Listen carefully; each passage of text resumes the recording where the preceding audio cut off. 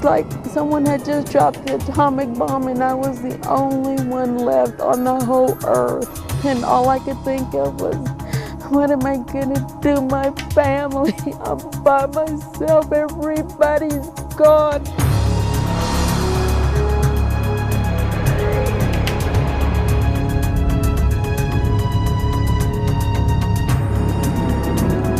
A tornado is nature at its most impressive.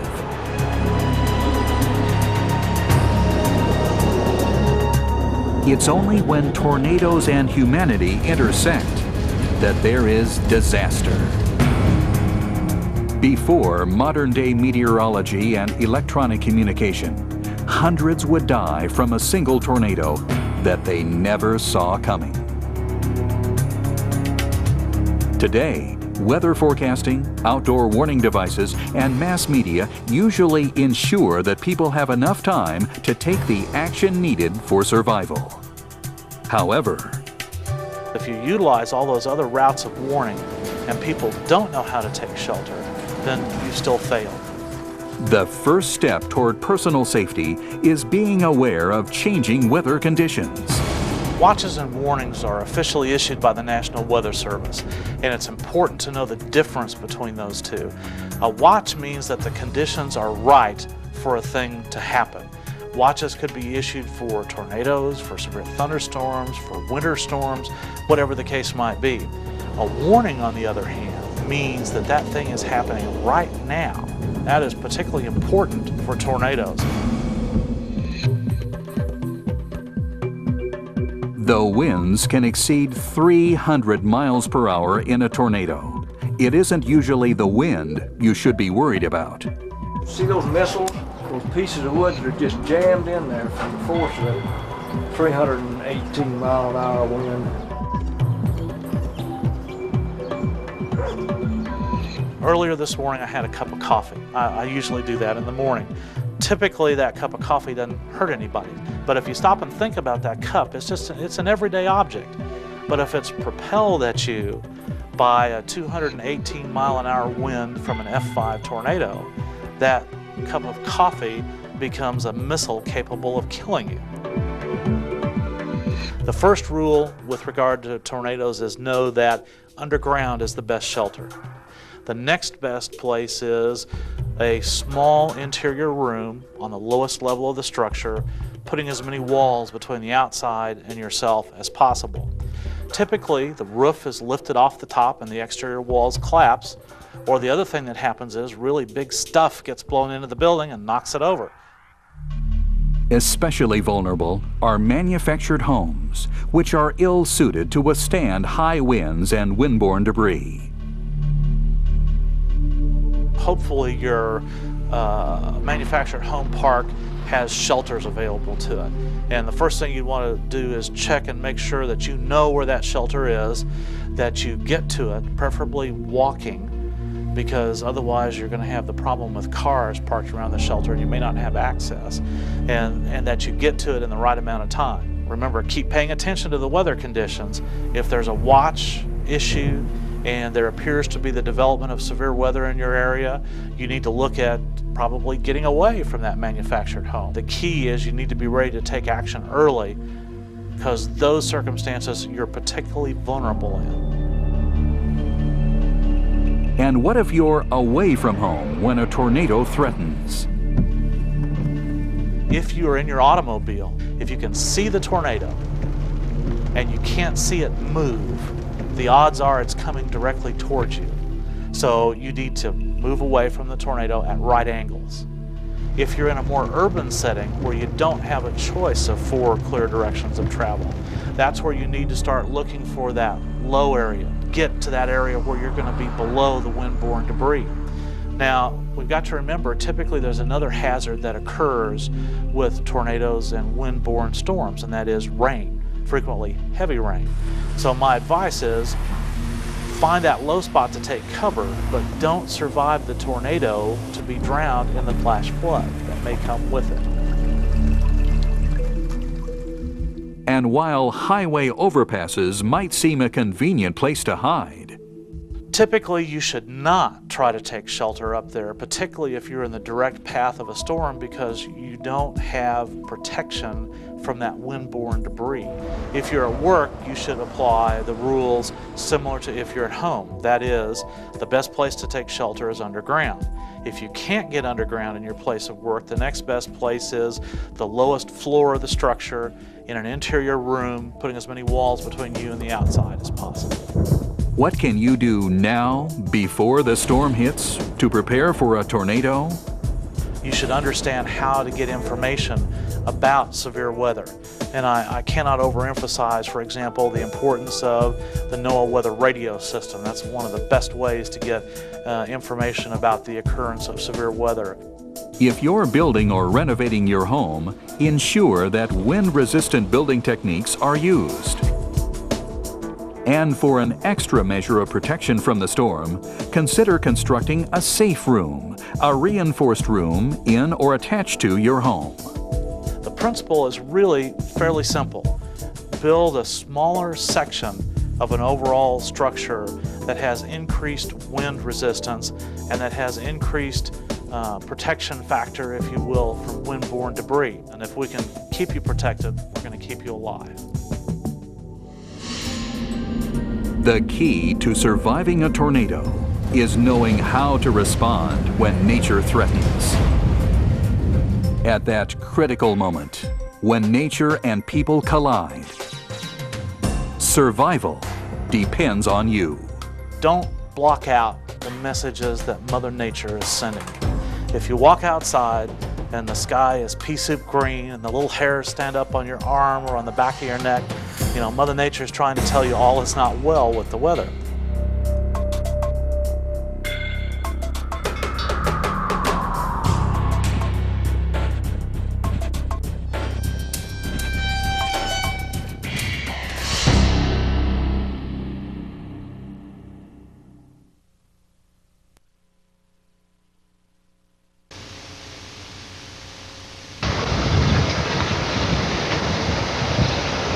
On April 21st, 1967, the south suburban towns of Oak Lawn and Hometown were hit with their second disaster in just 4 months.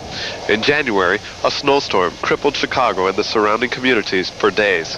And now, Mother Nature once again unleashed her fury and left behind a trail of death and destruction that would take weeks to clean up and months to rebuild. April 21st began as a quiet spring day. It was a Friday with somewhat overcast skies and balmy air that promised a pleasant weekend and carried no hint of the tornadoes that were to come and surprise the southwest suburbs of Oak Lawn and Hometown. The tornado touched down at 5:24 p.m. in LaGrange Road, west of the community, skipping northeast at 60 miles an hour and carving an unbelievable corridor of ruin, approximately 4 miles long. Its actual passage through Oak Lawn took only a minute or two, but there is no single phrase to describe what it did. Where there had been neat rows of homes, a twisted pile of rubble remained. Streets were all but invisible under the debris blown helter-skelter across the landscape. Dusk settled in and increased the terror of those caught in the sudden created chaos, for electric lines were down, and the only illumination came from candles, flashlights, and gas lamps that set forth a flickering glow here and there. Everyone, the injured, the homeless, those who were not in the tornado's path, had a story to tell. The scene scarred itself into thousands of minds, for it was a time of thousands of tragedies. 27 persons were dead, and more were to die later of injuries ranging from the brutal to the bizarre. But the tornado did not die in Oak Lawn. It continued northeast towards Lake Michigan, blasting a path through neighboring Evergreen Park and Hometown, and then gouging out Chicago's south side. Sheriff Joseph L. Woods immediately closed off Oak Lawn, Evergreen Park, and Hometown, and sent in all available men to prevent looting. Major General Francis P. Kane, commander of the Illinois National Guard, sent in 100 men, the first contingent of an eventual total of 800, and sent them to work looking for bodies.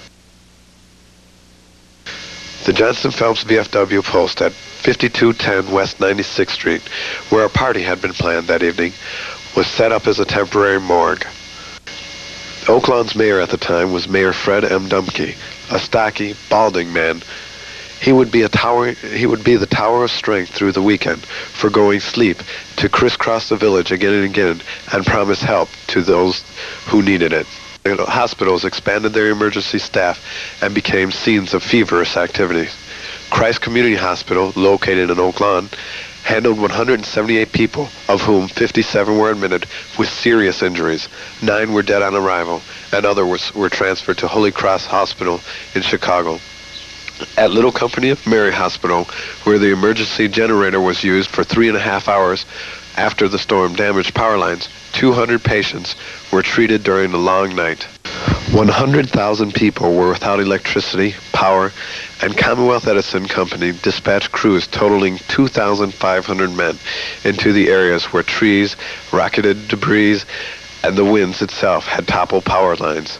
Illinois Bell Telephone Company was faced with a similar situation.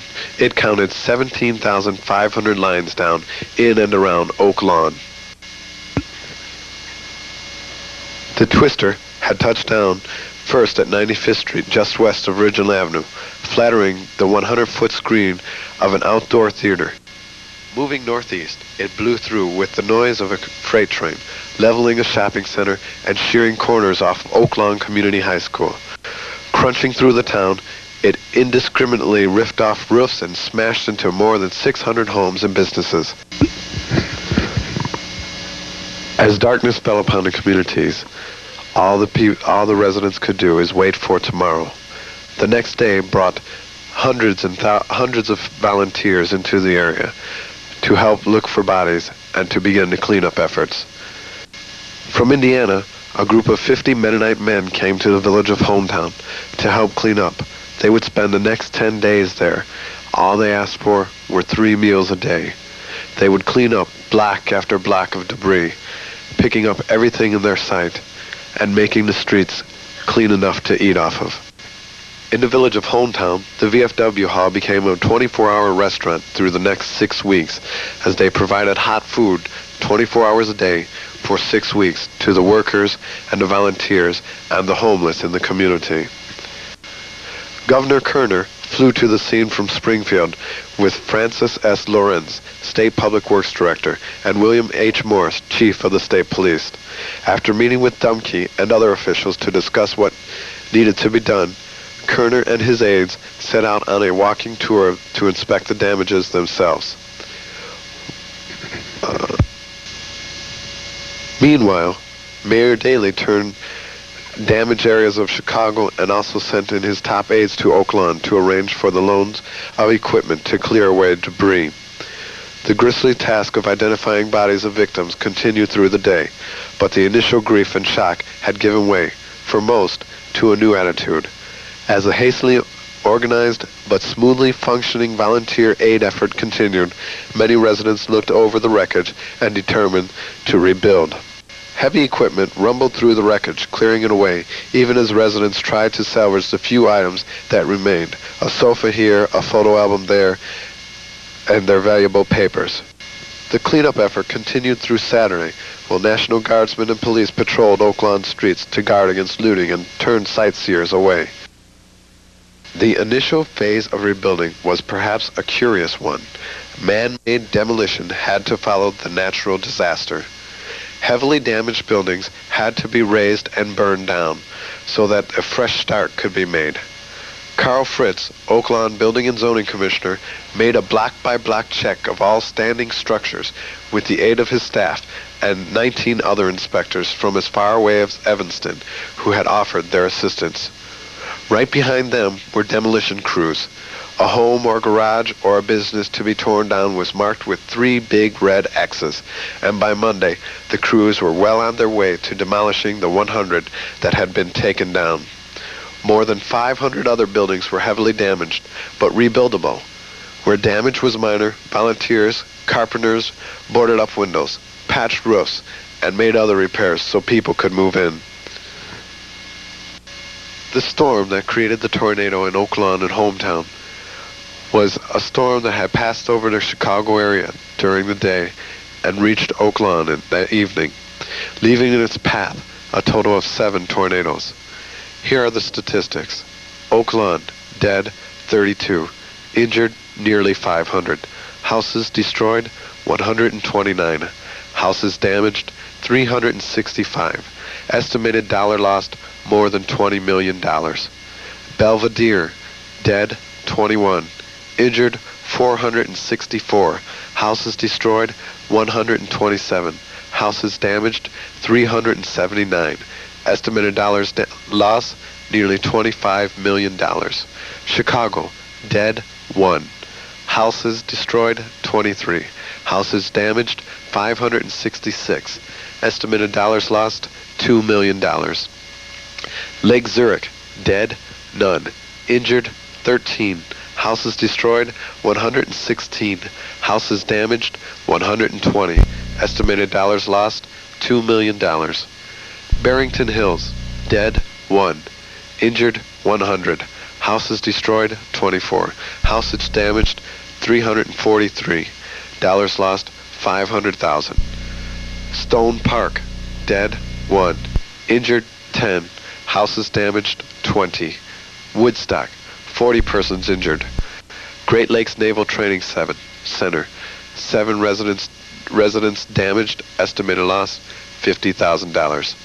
O'Hare Airport, roof torn from 2 apartment buildings, estimated damage, $250,000. Geneva, roofs blown off gymnasium and several cottages at Illinois Training School for Girls. Elgin, wall of roof damage at Elgin State Hospital, estimated damage, $100,000. Roselle, 10 private planes destroyed on Roselle's airfield. Batavia, property damage estimated at $1 million. Other communities with property damage were Fox River Grove, North Riverside, Hometown, Evergreen Park, Rolling Meadows, Des Plaines, Bartlett, Wheeling, and Schaumburg.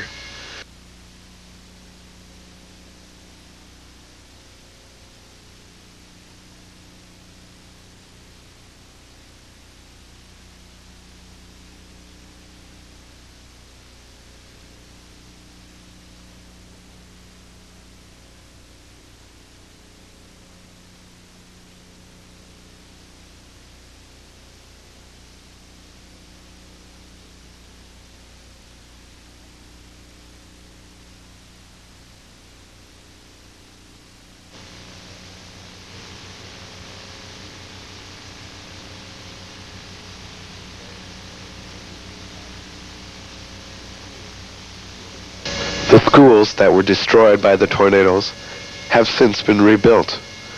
Children attend there and regularly practice tornado drills.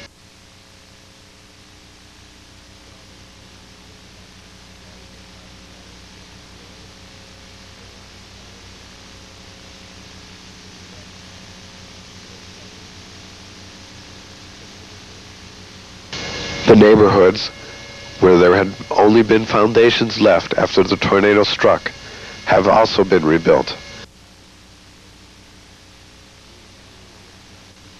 New modern homes sit there. People live there with new dreams and new ideas.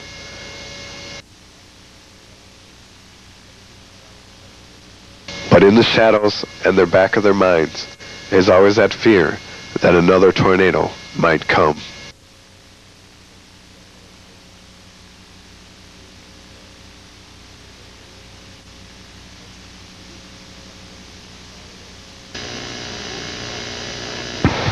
The Oak Lawn hometown tornado of 1967 struck with little warning to the residents. However, in today's day and age, with Doppler radar at the National Severe Storm Laboratories in Oklahoma, and with the aid of tornado sirens like this one on the Harvey YMCA, residents can be warned well in advance of an upcoming disaster.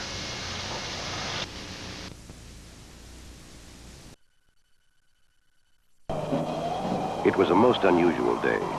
From the west, a cold front, riding in high on the jet stream. From the Gulf of Mexico, a low mass of moist, warm, unstable air heading northward. And when they collided, it became the day of the killer tornadoes.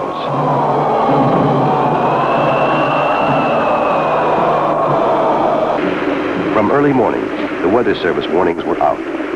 from the Gulf to the Canadian border. Tornado watch for this area has now been changed to tornado warning. Tornadoes are hitting Tennessee, Georgia, Ohio, 2 in Illinois, 2 more in Indiana.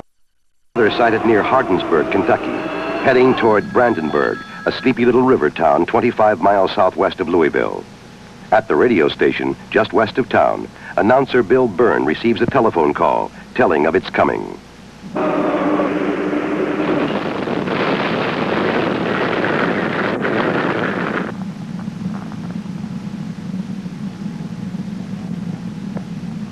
Tornado. The only warning, a last-second shout, and in 30 seconds, 31 people will die.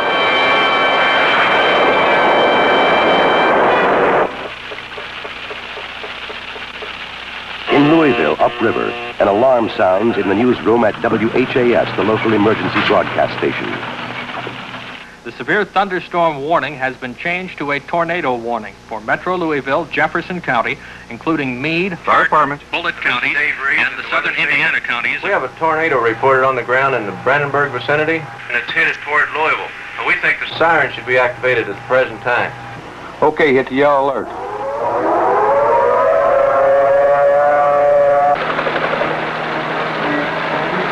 Okay, Dick, what can you see at this point? Well, it's a spectacular sight. The low clouds, very black low clouds. At the moment, they're just about over Bowman Field, and it is swirling around, and it looks like smoke underneath it. It's still turning at a large... Yes, there's one now. Here comes the wind. Good gracious sakes alive. There's 50 right there. By golly, the whole thing's going, hear it? I'm going, come on. The huge funnel touches down at the State Fairgrounds, south of the city, then heads direct for downtown.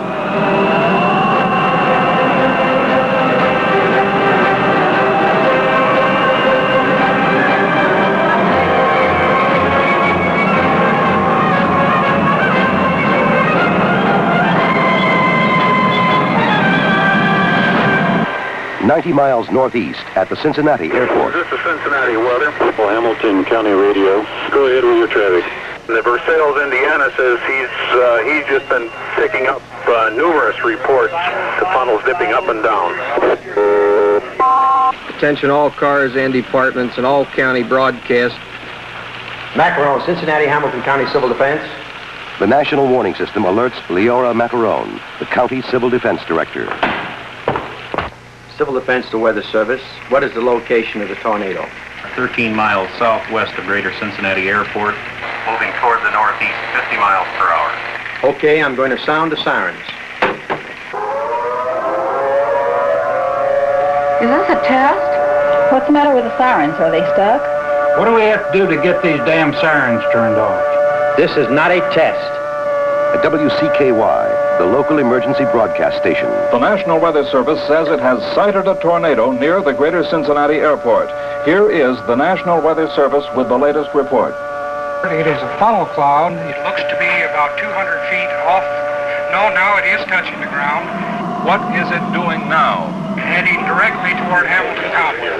Quickly, the Emergency Operating Center is manned by Civil Defense and members of the Hamilton County Disaster Council. Unit with emergency, go ahead. We have spotted a tornado. It's in Green Township. It is really big. A huge funnel rips across the Ohio River, passes just west of Cincinnati, roars on through Hamilton County. Get by, it just passed LJ. Wolfleet headed northeast towards 275. Wolfleet and Creek, the house exploded. 460. Creek and Plainfield is a shambles. 962, go ahead. This whole neighborhood, Hutchison Road, has been wiped out. Houses leveled, wires, poles, and power down. You better send everything you can get over here. Everything we got's rolling, 962. The Hamilton County Elmwood Police Chief. This is a disaster area. There are live Cincinnati and we need help. They also have the same problem, Elmwood. We're trying to see what we can do for you. Civil Defense. The City of Elmwood is requesting all possible assistance that can be rendered. They have advised that their city is now a disaster. Lincoln Heights, were you clear on sending your fire and life squad companies to Elmwood? We're going to disaster check. Fire department's on the scene. It's where it hit the last time. Okay, 452. Understand fire units on the scene. The storm front keeps marching north toward Dayton and the smaller city of Xenia, a dozen miles to the east. Jim, could you take care of this, please? In the National Weather Service office at Dayton Airport. Hey, could you broadcast this in a hurry? Tornado warning is in effect for Montgomery and Greene counties until 5 p.m. this evening.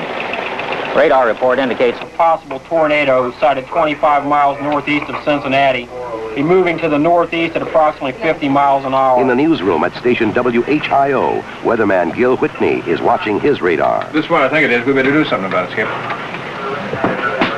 Cameras to the studio. Cameras to the studio. Prepare for weather set. Prepare weather set. Here's a weather bulletin from WHIO's Insta Weather Radar station. Insta Weather Radar now shows a tornado developing in northeastern Warren County. At 50 miles, the tornado is indicated by that strong echo to the southeast corner of the center of the screen. That familiar 6 hook now developing off the bottom of that tornado, thunderstorm rather. The tract apparently is taking it from northeastern Warren County into southeastern Montgomery County into central Greene County. At Miami Valley Disaster Services in Dayton, the director, Dick Burrows, picks up the message. Centerville Police Department, Mrs. Blank. This is Burroughs. Do you have a funnel sighted? Right out our window. Is it touching the ground? It has not touched down now. Oh, dear. It's just right there. Right out our window. Right outside the window. God, yes. This storm is severe, a massive storm. The track indicated by the hook in our radar screen is now moving into the city of Xenia. Persons in the city of Xenia and along the track just south of it, Arrowhead, Xenia, Central State, should take cover immediately. Not many in Xenia hear his warning. One who doesn't is the engineer on a fast freight just pulling into Xenia Junction. We got one now and it's going down. The tornado hits Arrowhead Flat, a subdivision just south of Xenia, then goes ripping and roaring toward the heart of the city.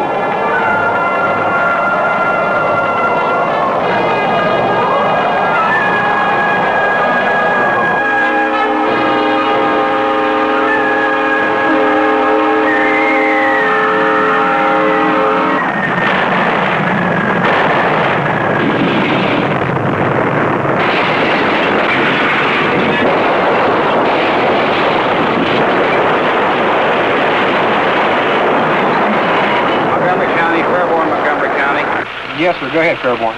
Xenia has just been hit by a tornado, and the place is torn to pieces. They're asking for fire equipment, police equipment, and ambulances. Both City Hall and County Courthouse are wrecked, and there is no emergency operating center equipped to deal with this kind of crisis.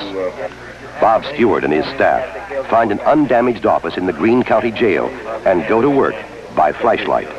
See if you can get with the Red Cross people about what kind of sources of water and food they're going to have. Okay, I'll get in touch with Civil Defense and the Red Cross. I'm Colonel Horton from Wright Pat. Colonel, good to see you. I'm here with a convoy of heavy equipment and about 120 men. Where do you want it? The biggest thing I want to get on right now is down on West Main Street, Bob. I got 4 railroad cars across the street down there. I'd like to get that opened up as soon as we can. Nearly half of Xenia lies in ruins, but darkness hides the damage. And rescue workers are moving through the night, searching for injured and bodies. At nightfall, a new wave of tornadoes starts sweeping the south. In Alabama, they slash through Guin, Jasper, Lafayette, heading north toward Huntsville. A hook echo indicating tornado activity is now located over in northern Lawrence County. Tornado is on the ground at Langtown, or 26 miles west of the city of Huntsville. In Huntsville, Civil Defense Director Harris Mitchell already has the Emergency Operating Center on alert. Give it to Philip and have him plot it on the map. Mr. Wiseman, here we are. Put the warning out again.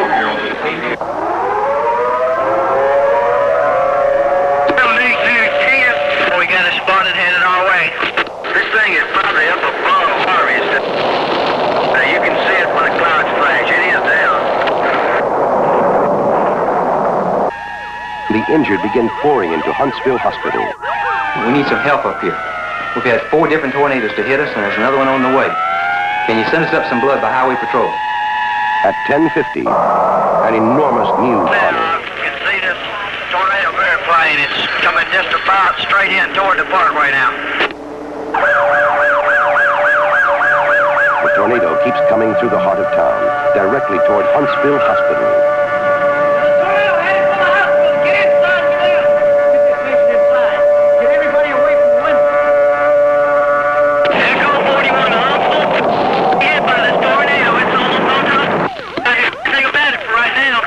A second twister has cut through the harvest area. The searchers find 3 victims, a mother and her 2 small children. Their bodies blown and tumbled a quarter-mile through the muddy fields. A grieving father, still alive, but with a broken back. Brandenburg. It looked like this in the morning. We had a tornado. That would be the understatement of the year. Oh my goodness, it just popped and cracked just like 100,000 tons of bombs. Xenia, miles of sheer destruction. I was in the Battle of St. Lo and the Battle of the Bulge in World War II, and I never saw anything like this. We have found parts of the bodies here. We've found parts of all the bodies, but we've got to go back and hunt for some more. It was just a big roar, and I don't know. It was just terrible. It sounded like a big train whistle, and we were right underneath the front of it.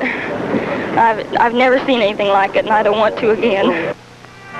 This is what tornado winds can do. In less than 24 hours, they counted 147 tornadoes, and the damage is enormous. All in all, more than $600 million. Homes, businesses, stores, thousands of unsafe buildings to be searched, shuttered, marked off limits, and disaster for the people who owned them.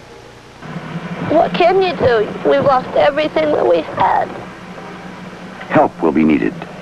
The president's declared 10 states to be major disaster areas, eligible for federal assistance in all its many forms. One-stop disaster centers are set up to handle home, farm, and small business loans, food stamps, shelter, trailers, and other temporary housing. And help is coming from every direction. Red Cross, Salvation Army, all the military services, Corps of Engineers, the National Guard, to clean up and restore essential services. Rescue squads from hundreds of miles away, volunteers of every kind. What a mess. What a mess. Well, it'll all work out, I guess. It's just too bad. There's an awful loss there. My, these people, I feel so sorry for them. April 3rd, 1974, the day of the killer tornadoes. They killed 307 people in 11 states. In Brandenburg, with no sirens, no weather wire, 31 dead. In Xenia, 33. In Louisville, Cincinnati, Huntsville, the story was different. They had warning, planning, emergency operating centers. And Hamilton County around Cincinnati lost only 4 lives. Louisville, 3. Huntsville, none at all. Was it just luck? Coincidence? Well, quite possibly it was. But warning can save lives. And the people who lived through it will never forget. I just hope to God next time somebody listens to when there's a tornado warning out. I know there will around here.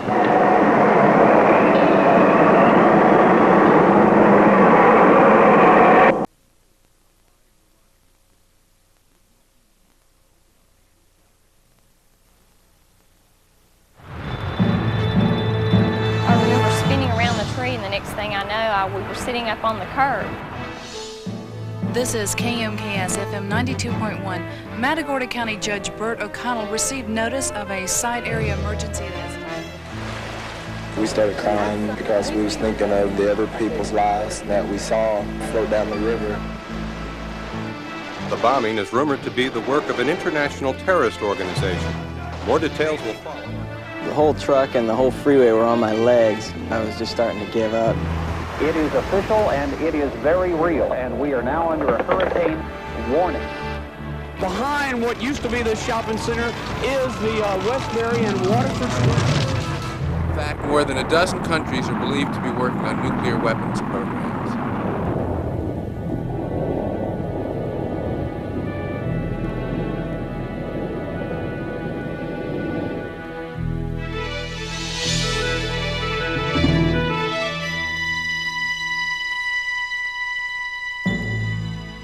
Disasters. Most of us don't think much about them until we're in the middle of one. But some people do. The emergency managers who plan and prepare for them. The police, fire, and rescue workers who are first on the scene to respond. The volunteers who give their time to assist those in need. They're the people who help others survive when disaster strikes. The people in emergency services and civil defense. In today's complex world, civil defense serves a vitally important role of preparing for and managing the response to a wide range of disasters, including natural disasters such as floods, tornadoes, earthquakes, hurricanes, all the way up to and including the potentially devastating disaster of an attack on this country by a foreign power. Civil defense programs exist at every level of government and in the private sector as well. They have different names in different places. Well, the programs have different names, they have different forms, they sometimes perform different functions, but they have a single basic goal, and that's the protection of people and property from any disaster, should one occur. The most familiar component of civil defense protection is the coordinated response that takes place during and after a disaster. In any disaster, local responders are the first on the scene, as they were on the night tornadoes struck Huntsville, Alabama. Well, we didn't even know a tornado was coming, and it lasted maybe 30 seconds, and then we were just buried under doors and dirt. Can you wiggle anything? No. Okay. We're coming after you. Don't worry. Huntsville fire, police, and rescue workers labored throughout the night, coordinated from a local emergency operations center, or EOC. With the dawn, neighbors and other volunteers joined in, and the process of rebuilding began. You always carry coffee in the neighborhood? Frequently. Every Saturday after a tornado hits. Okay. You're the Goodwill ambassador here in Jonesville. Well, we didn't get any damage to speak of. We're just going down to a neighbor's house. They don't have electricity yet, just taking some coffee. So you got your tools with you? Yep. Yeah? And you're just looking for places to help? Yeah? Great idea. There have been volunteers in this yard almost nonstop since this start Thursday morning. Kind of restores the old faith, doesn't it? It does. Wonderful. Local efforts are the front line of response. But when disaster threatens a widespread area, local efforts alone can never be enough. The Carolinas, September, beach season, hurricane season. As Hurricane Hugo winds its way up the East Coast, state emergency operations centers prepare to deal with one of the worst storms of the century. In North Carolina, personnel from 17 state agencies come together well before landfall, ready to work around the clock for a week or more. This is the central place, or nerve center, where all the state forces co-locate in times of a national emergency or an emergency that involves any just natural or technological or man-made hazards that affect North Carolinians. This center is a decision-making facility. It is equipped for the worst-case scenario. It is funded by Federal Emergency Management Agency funds, and we have our own fuel supply. We have our own backup power. State EOC, go ahead. This is KSB 360, Area C Office Wallace. It is a central site to disseminate information to the public, and also a central site where local government can call in to request resources. Although local and state governments take the lead in disaster response, the federal government has a crucial supporting role. If the devastation is great enough, the governor will ask the president to declare a major disaster or an emergency, and to provide federal assistance. Anyone who received any damages in the storm is encouraged to come by and fill out an application. Government financial assistance is available for any uninsured losses. Federal disaster assistance offices were opened after both the Huntsville tornado and Hurricane Hugo, administered by the Federal Emergency Management Agency, FEMA. FEMA does not work like a 911 number. We are not now and never will be a substitute for the local police, fire, public works, emergency medical service personnel. In a major disaster, however, we do step in and administer financial programs that are necessary to help individuals and communities get back on their feet. And on an ongoing basis, we provide financial assistance to state and local governments so they will be better able to manage their response to a disaster. Another federal role is preparedness. In particular, preparedness for national security emergencies. At Cheyenne Mountain in Colorado, computer tracking systems keep a constant watch on the skies, and communication systems are in place to provide emergency information in the unlikely but not impossible event of an attack on the United States.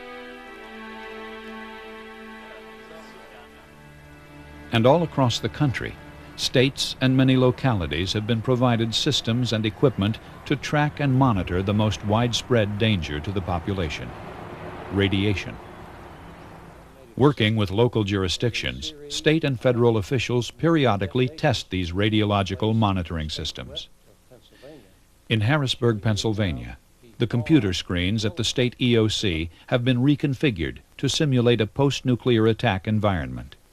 This information will be entered into our computer and be used for the management of decisions, providing guidance to the people as to when they can leave their shelters, also when traffic can resume to normal. Cumberland County Headquarters from Station 6 monitoring at 12 o'clock noon, reporting 9.5 Rankins per hour. In addition to helping fund more than 7,000 emergency management positions around the country, FEMA also provides extensive training. Go ahead and do 12. Here at the Emergency Management Institute in Emmitsburg, Maryland, FEMA offers courses in such subjects as shelter management and family protection, more than 100 courses in all. But civil defense professionals aren't the only people FEMA trains. Today, federal trainers are working with a group of local officials and community volunteers. Police and fire personnel, phone dispatchers, public works personnel, emergency medical staff, even a mayor and city manager are learning how to coordinate their response to an emergency. What I'm saying to you is I've got the evacuation site set up. I've got the cars. It's a simulation, but it soon takes on a life of its own as the participants respond to over 100 separate incidents.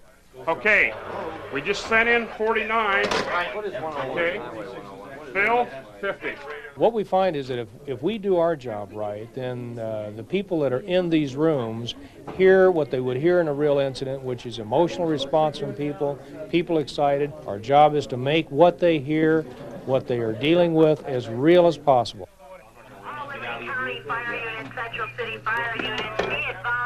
Steve? Plant recommendation. The key lesson of any training program in civil defense is the importance of coordination. 10 a.m. on a May morning, a nuclear power plant simulates a serious problem, and a real-life demonstration of coordinated planning and decision-making begins. I'd like to see a plant diagram. I want to see what's under that area. Okay. Within an hour, the State Emergency Operations Center in Harrisburg, Pennsylvania is up and running to track events at the plant, coordinate the efforts of local and county emergency program managers, and communicate with other states and the public if needed. This is an exercise involving hundreds of people in a multi-state area, with federal evaluators on hand to record and report on everything that happens. 12 p.m. Conditions at the plant have deteriorated further. Well, there's a couple of critical issues that are coming up in here, and they kind of go like this. If they're shutting that plant down, where is that water going? Yes. And number two, what are they doing to make up that water in the cooling system? Reactor's tripped and it's shut down, in other words. It was automatic, no power to the primary coolant pumps, which means they got no circulating water. 1:30 p.m. A site area emergency is declared. Non-critical power plant personnel will be evacuated. There is no danger to the public at this time. Still, EOC staff put personnel around the state on alert. Hey, give me the state police. Yes, they are, if not in shutdown, they are very close to shutdown. Here, as throughout the exercise, any new information appears instantly on screens throughout the EOC so that decisions can be made and activities coordinated. 4 p.m. The plant declares a general emergency. The public's safety is now an issue. The plant is conducting an evacuation of unnecessary plant personnel at this time. Thank you. We need to have a conference call with Ohio and West Virginia. Given the conditions of the plant, we need to consider some emergency public information. 6 p.m. The key moment. The governor makes a decision to evacuate.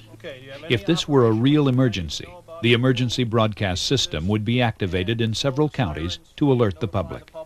But today, the activation stops with a test. This is a test of the emergency broadcast system. The broadcasters of your area, in voluntary cooperation with federal, state, and local authorities, have developed this system to keep you informed in the event of an emergency. If this had been an In an actual disaster, protection is more than a government responsibility. It's up to us, as individuals, families, and neighbors, to know what we need to do to protect ourselves. In Corvallis, Oregon, in a church meeting room, an unusual meeting of city and county agencies involved in emergency management is taking place. Unusual because the officials are being brought together by a Corvallis homemaker, Diane Merton. As a mom, as a wife, as a homemaker in this community, what is it that I need to know? What is it that I need to have? And so I look at you and all of your ideas and all of your programs and I say, help. During the course of the 2-hour meeting, the participants share information and ideas about emergency preparedness and come to 2 conclusions. The first, local families need more information on how to prepare for disaster and survive on their own. But the real principal focus that I'm picking up on is the fact that the public needs to know what is there for them, and they also need to know the fact that there is a certain amount of self-help that needs to occur. Call this group back together again in another month or 2 months and say... The second conclusion, it will take the active involvement of concerned citizens like Diane Merton to get a community awareness program up and running. The group decides to create a community-wide task force on citizen preparedness, and they agree to meet again in a month. The next item we're going to get is our first aid kit. The meeting has some immediate consequences as well. Back at home, one of the attendees, Richard Tucker, decides to make sure his own family is equipped to survive a disaster. And Randy, you can use this. Julie, you can use the Buddy Burner. Let's go ahead and put your food in. Make sure you can get it all in there. It's 72 hours worth, so you should be able Each member of the Tucker family now has the supplies they'll need to survive on their own for 72 hours, stored away and ready for use. Now I've got the radio. That way we can listen to any forecast, the weather. Individual and family preparedness is like an insurance policy. It's survival insurance for the individual and for that individual's family. And in this less than perfect world, we would be foolish not to subscribe to that type of insurance.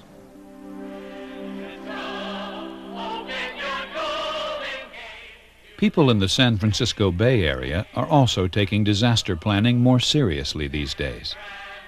The reason? This 15-second reminder.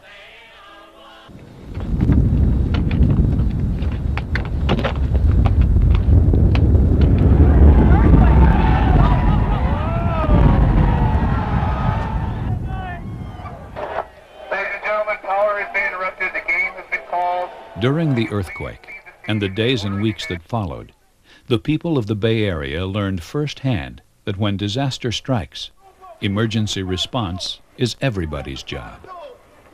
Police and other emergency personnel rushed to the areas of greatest need, but the majority of San Franciscans would have to get by on their own. Go home! Secure your residence! Shut off the electricity! Shut off the gas! Store whatever water you can in your bathtub! Prepare for 2 to 3 days without emergency services! As evening approached, the region fell into darkness. Okay, looks like we got... But using emergency generators for power, a number of emergency operations centers were already in action. While federal, state, and local EOCs were coordinating the government's response, other EOCs were directing the parallel efforts of Pacific Bell and Pacific Gas and Electric employees to get phones, gas, and electricity back online. There's a subsurface switch between here and Jack London Square. That's a loop that goes back. In the famous earthquake of 1906, large sections of San Francisco were destroyed by fire, fueled by ruptured gas lines. But this time, the community was better prepared. Okay, in your phone book, on B12, the B section, but on B12 it tells you how to turn off your gas valve. The people of Northern California learned a lot from the Loma Prieta earthquake. They learned how much they could accomplish by working together.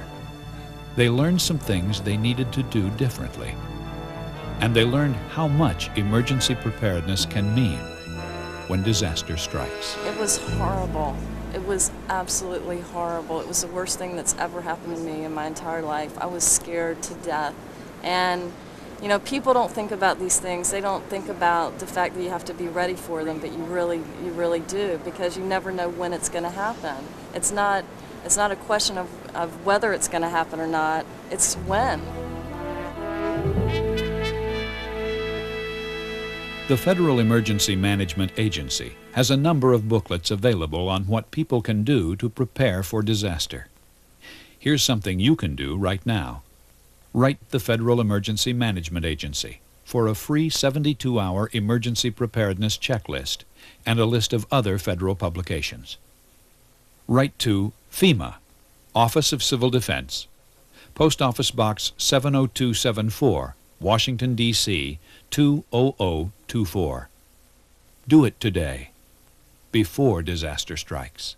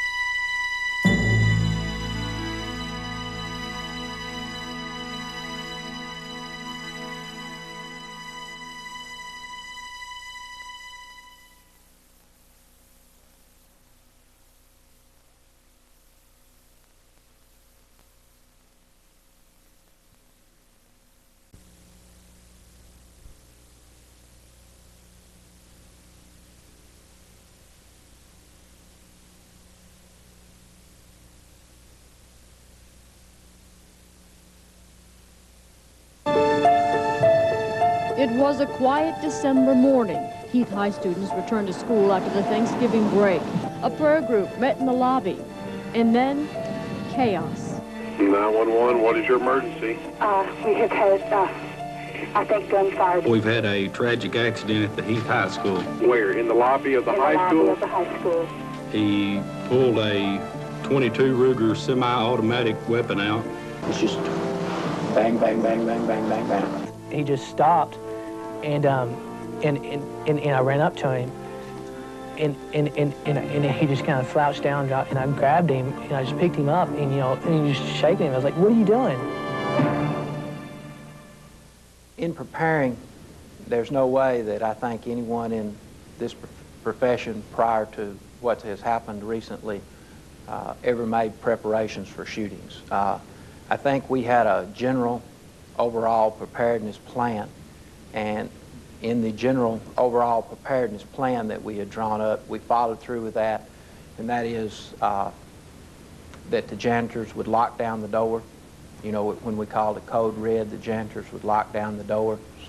The students would go to the classrooms, the teachers would lock the doors. And all people trained in CPR and first aid, which is basically your athletic coaches, that's required by state law, they would report for emergency work. Wearing camouflage and hidden in this patch of woods, the 11 and 13-year-old allegedly raised their rifles and started shooting. With the school doors locked behind them, Johnson and Golden's classmates had nowhere to run.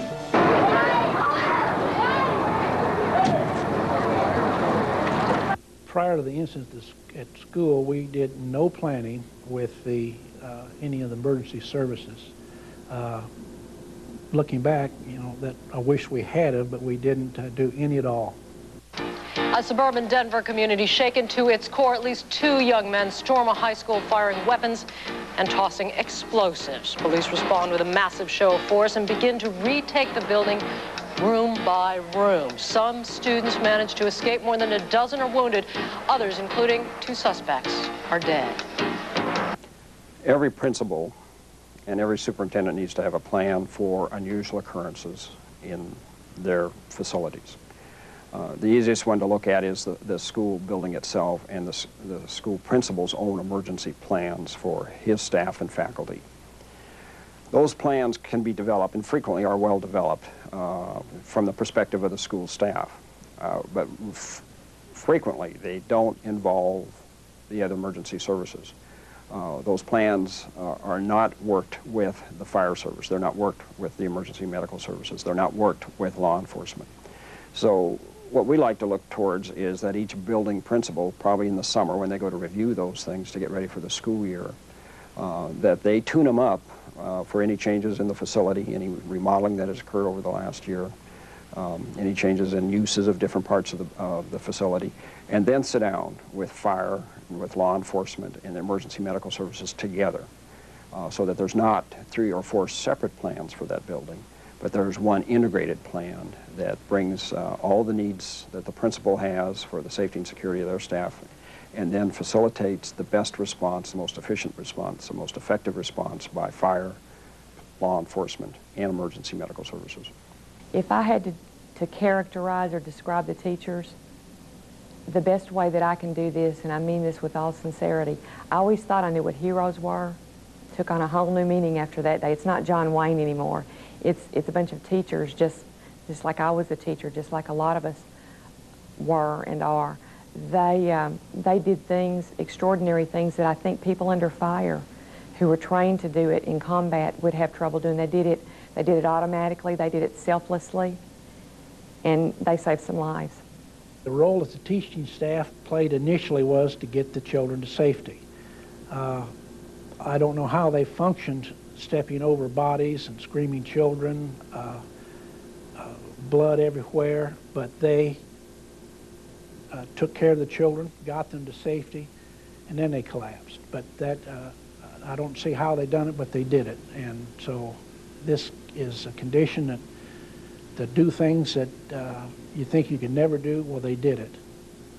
All right, in our plan, the teachers, we have a group of teachers identified that are CPR trained and first aid trained.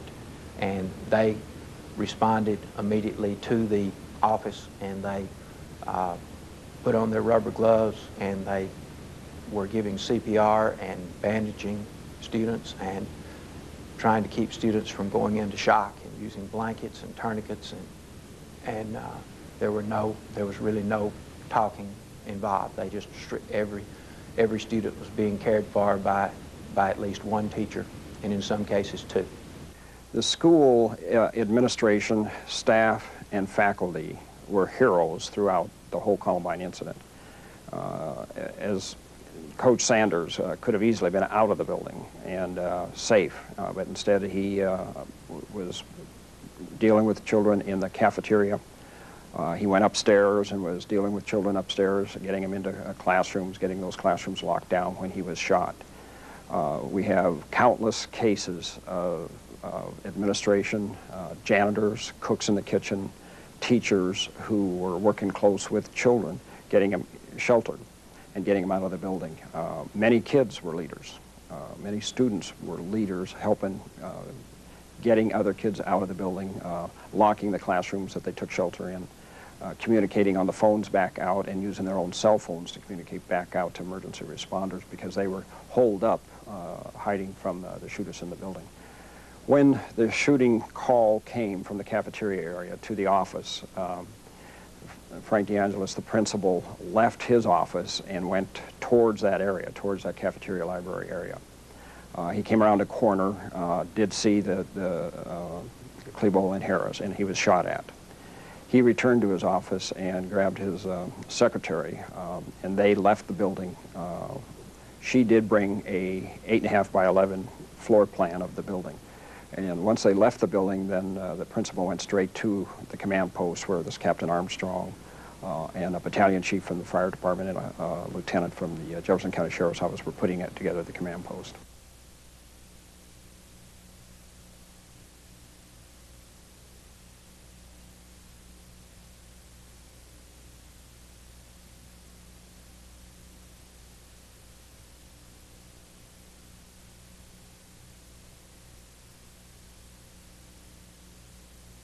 The parents made sure that they were reunified with their children. There's only one road serving this area, and it was blocked with traffic. We had parents, just want to get to their children, and you're not going to stop them. They drove through fences, over fields to get there, and there was no stopping the unification. All we could do was make sure that the parents checked out the child, and we had to have accountability of the children where they were, because if we come up one or two short, they may be out in the woods lying there. So it was very important, and you can't stop the parents because they made sure that they got with their child. Initially, when the parents arrived, I guess the thought that always comes into my mind, the best way to describe what the reunification process was like, when I took high school literature and they would show pictures of Dante's Hell where everybody was around, that's what it was like. Parents completely focused. As I just dropped off my car somewhere and ran down the hill with everybody else, I could just hear parents screaming, "Have you seen so-and-so? Have you seen so-and-so?" So it was, the process was not of our making. It wasn't that we did anything magical to arrange checkout, because they were going to get to their children no matter what. We just hopefully allowed them to be able to do that without having to fight to do it.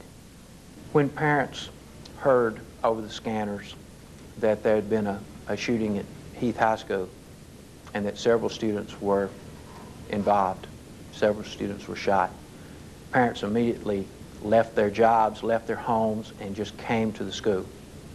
And what we did is that we posted a teacher outside with a list of the students who were shot that had been transported to the hospital. And when the parents would come up and want to know if their kid was shot, we would have to say, we could not tell them who was shot. So we would ask them, what is your student's name? And they would tell us, and the teacher would look on the list and say, their name is not on my list, they have not been shot. And then say, would you please go to the gymnasium and we will dismiss your children from the gymnasium. And all the parents would then go to the gymnasium. The only parents that came into the building, if a parent came up and their student's name was on the list, then they came in and I told them what had happened and that their child had been transported to the hospital.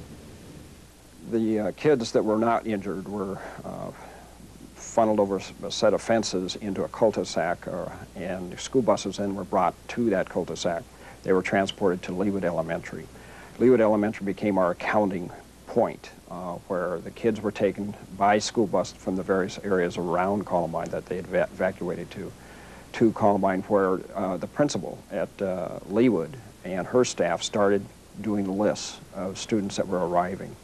And then parents, in many cases parents, due to the news coverage of the story, were responding, and the perimeters and the roadblocks then were sending those people to Leawood Elementary, where this matchup was occurring. And it was pretty dramatic. School buses would arrive, school buses were unloaded, and they went into a stage area, which was a combination cafeteria, multi-purpose room with a stage.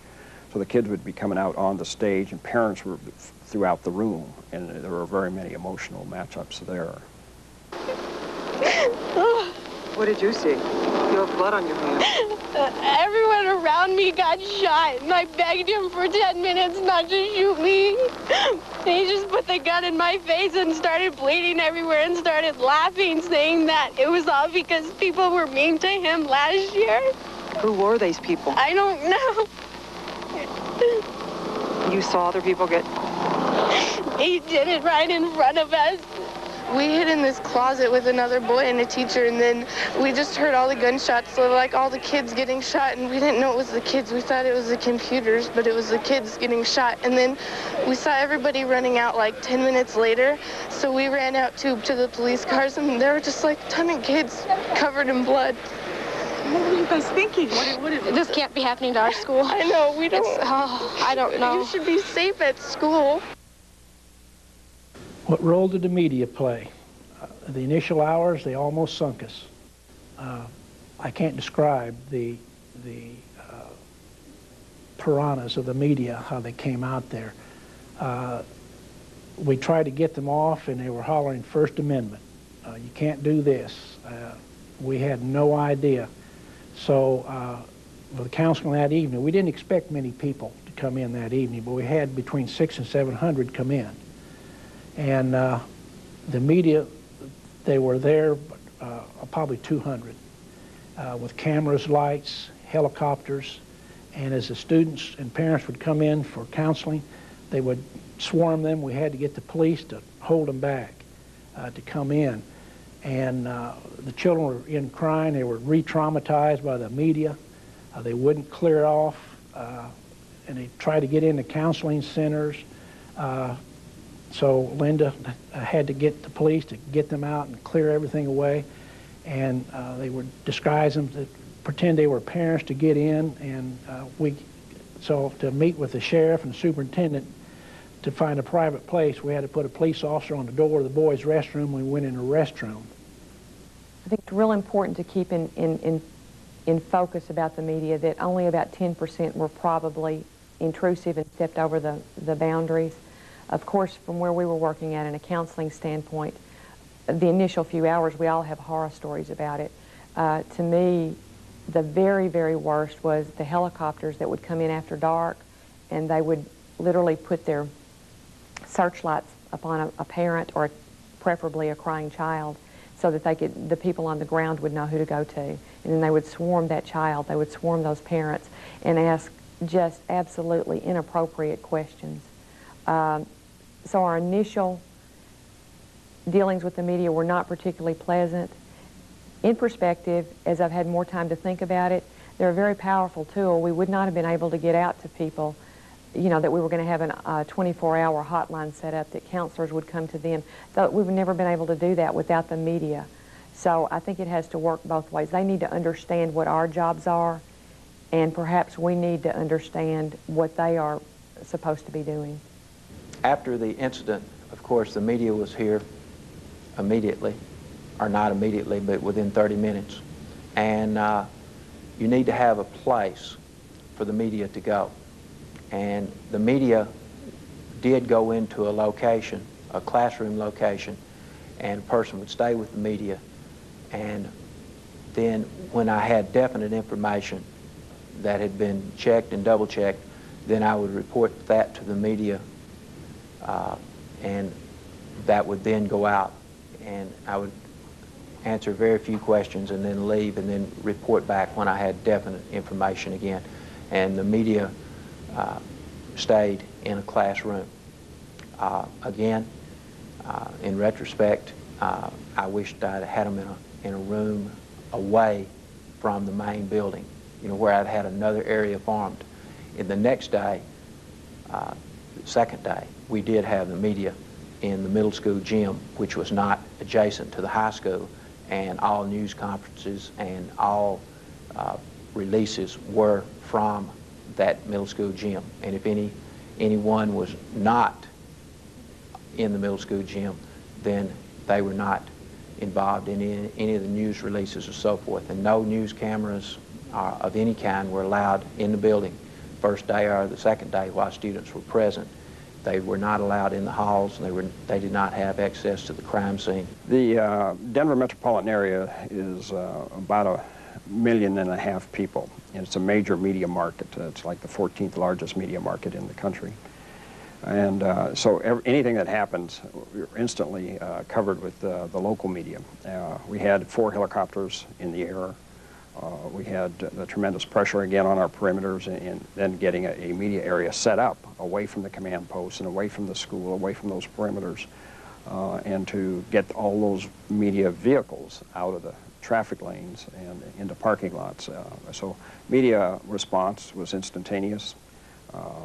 The first real damage they did was probably tying up all the cell phones. So cell phones weren't a resource for emergency personnel because the media saturated them.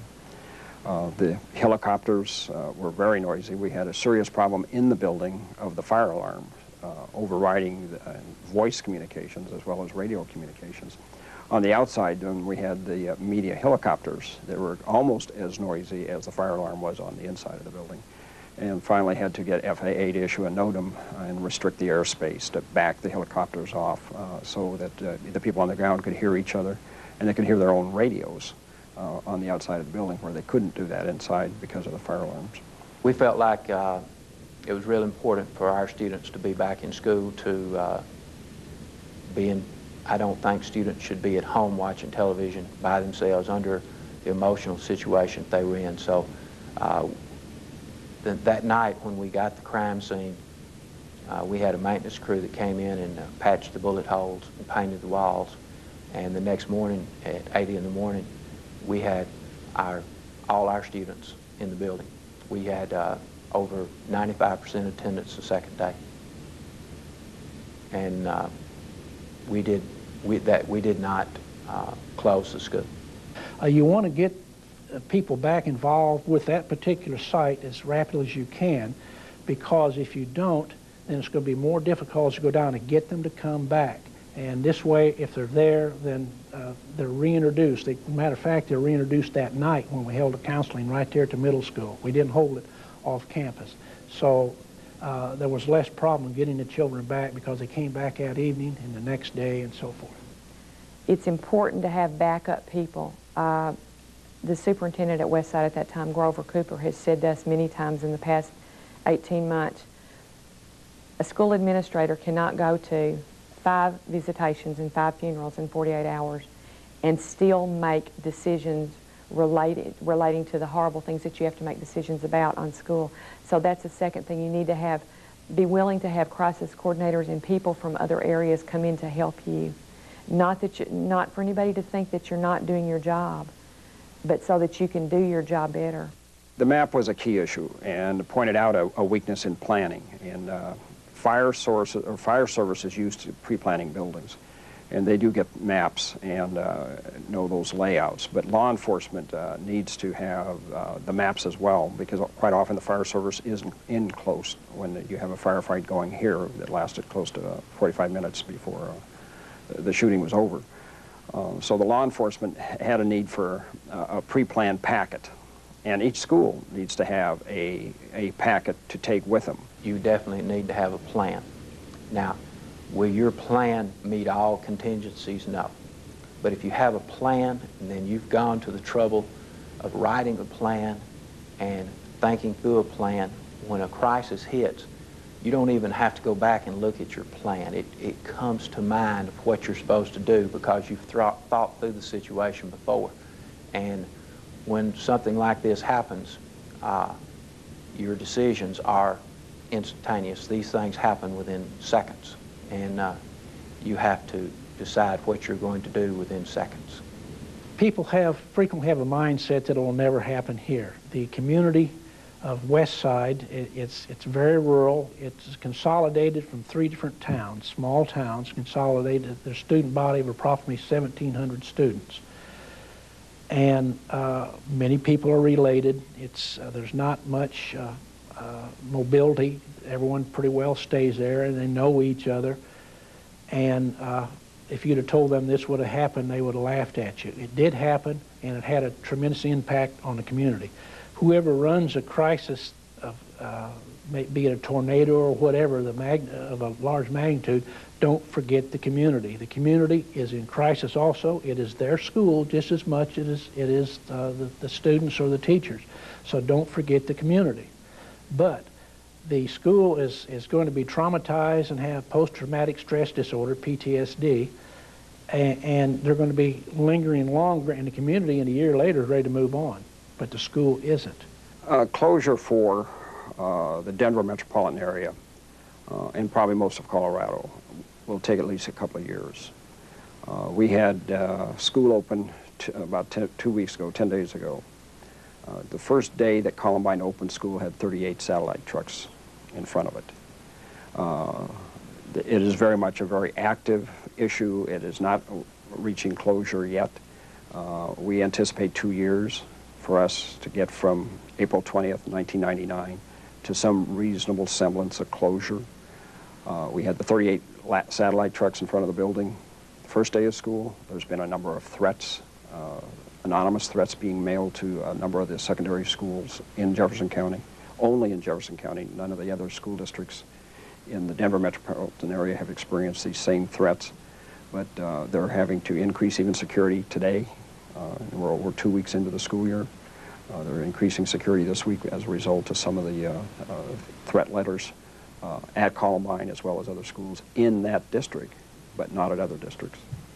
So many school administrators see counseling as a touchy-feely thing, as my family members call it. And it is that, but what we learned at Westside is this: every minute that you have something in advance that's prepared, a crisis kit, a crisis plan where people go into automatic mode and do those things, every minute that you save dealing with name tags and checkout things is one more minute that you can use getting to a child, getting to a teacher, getting to a community member to actually start that immediate debriefing. Everybody's got to tell their story, and the sooner you do it, the sooner the healing process starts.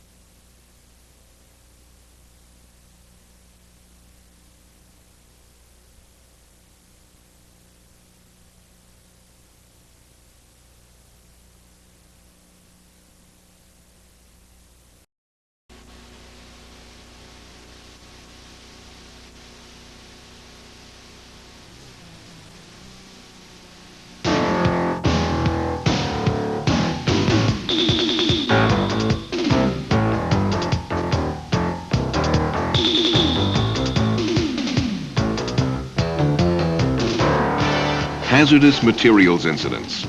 The spectacular events receive spectacular media coverage. Everyone hears about them. But for every major incident, there are dozens around the country every day that affect local communities just like yours. The incident may be small. It may receive no outside attention. But there is still the potential for injury and property damage. As a first responder, the next hazardous materials incident could affect you and your community. What happens in the first few minutes of a hazardous materials incident can determine the outcome of the event. The first responders' actions are critical to the outcome of the incident and to the community involved. You are the key person when you are first on the scene.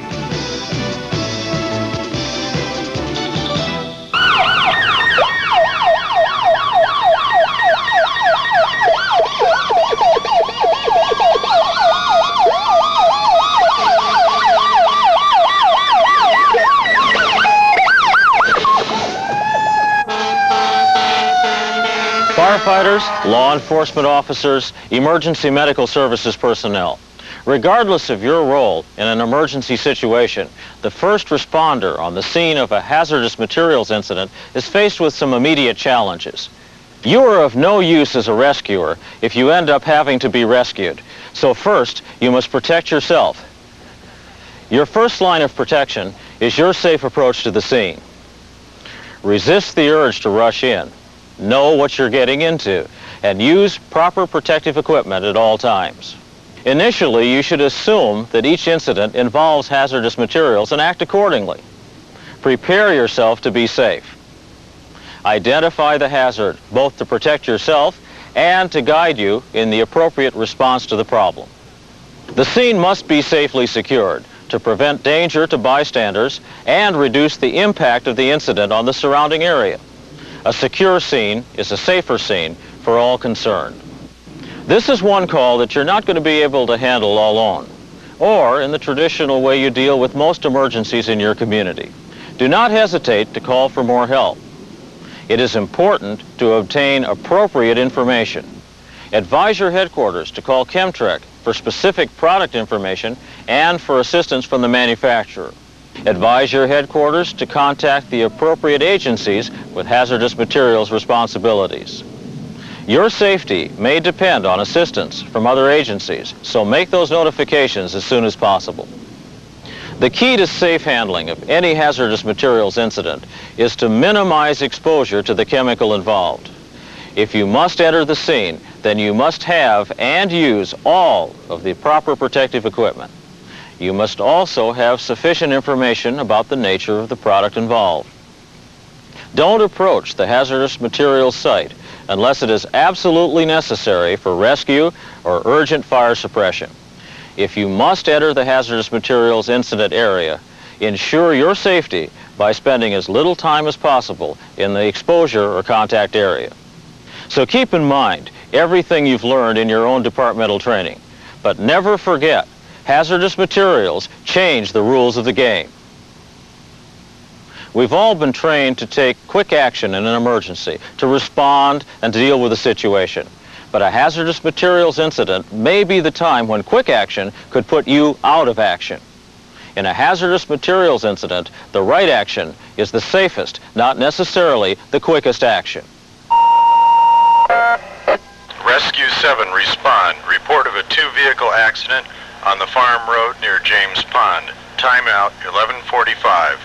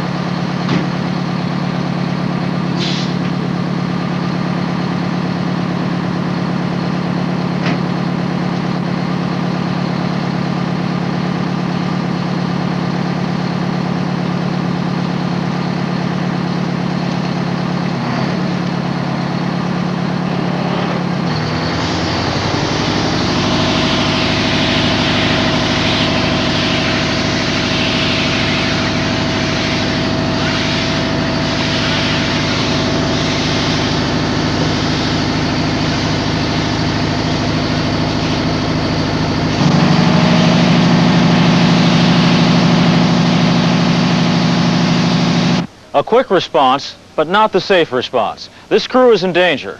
Any possible victims are in danger, and so is the environment. The hazardous materials queues have not been heated. Close placement of the apparatus runs the risk of ignition from the heat of the engine and exhaust pipes. As you know, there can also be many other sources of ignition at the scene. All emergency responders must be aware that what might be standard procedure under normal conditions might be the wrong action in a hazardous materials incident. The crew has now been exposed to the leaking material without knowing what it is, what the hazards are, or what protective equipment is needed. The scene is not secure. Environmental damage is occurring. The hazards have now been extended beyond the scene. A common type of hazardous materials incident, but as you've seen, one with lots of potential problems, but problems that can be avoided. Let's take another look.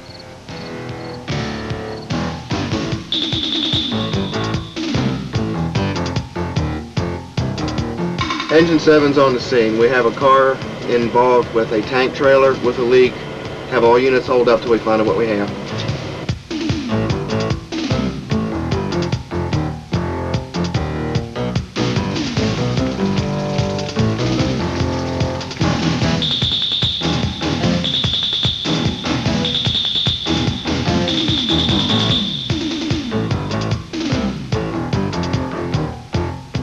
Engine 7 to dispatch. We have a tanker broadsided. The tanker contains a flammable liquid, chemical ID number 1301. There is a visible leak and runoff. Request police assistance for traffic and scene control. Advise environmental services and Chemtrack.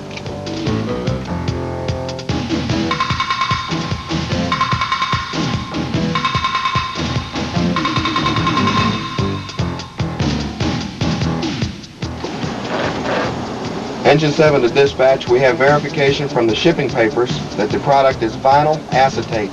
V-I-N-Y-L-A-C-E-T-A-T-E.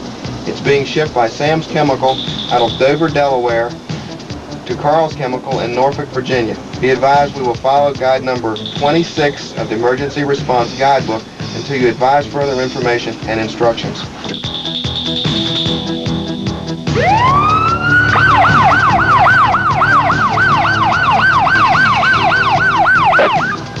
Engine 7, Chemtrack advises, use a fog line to keep fumes from the product down.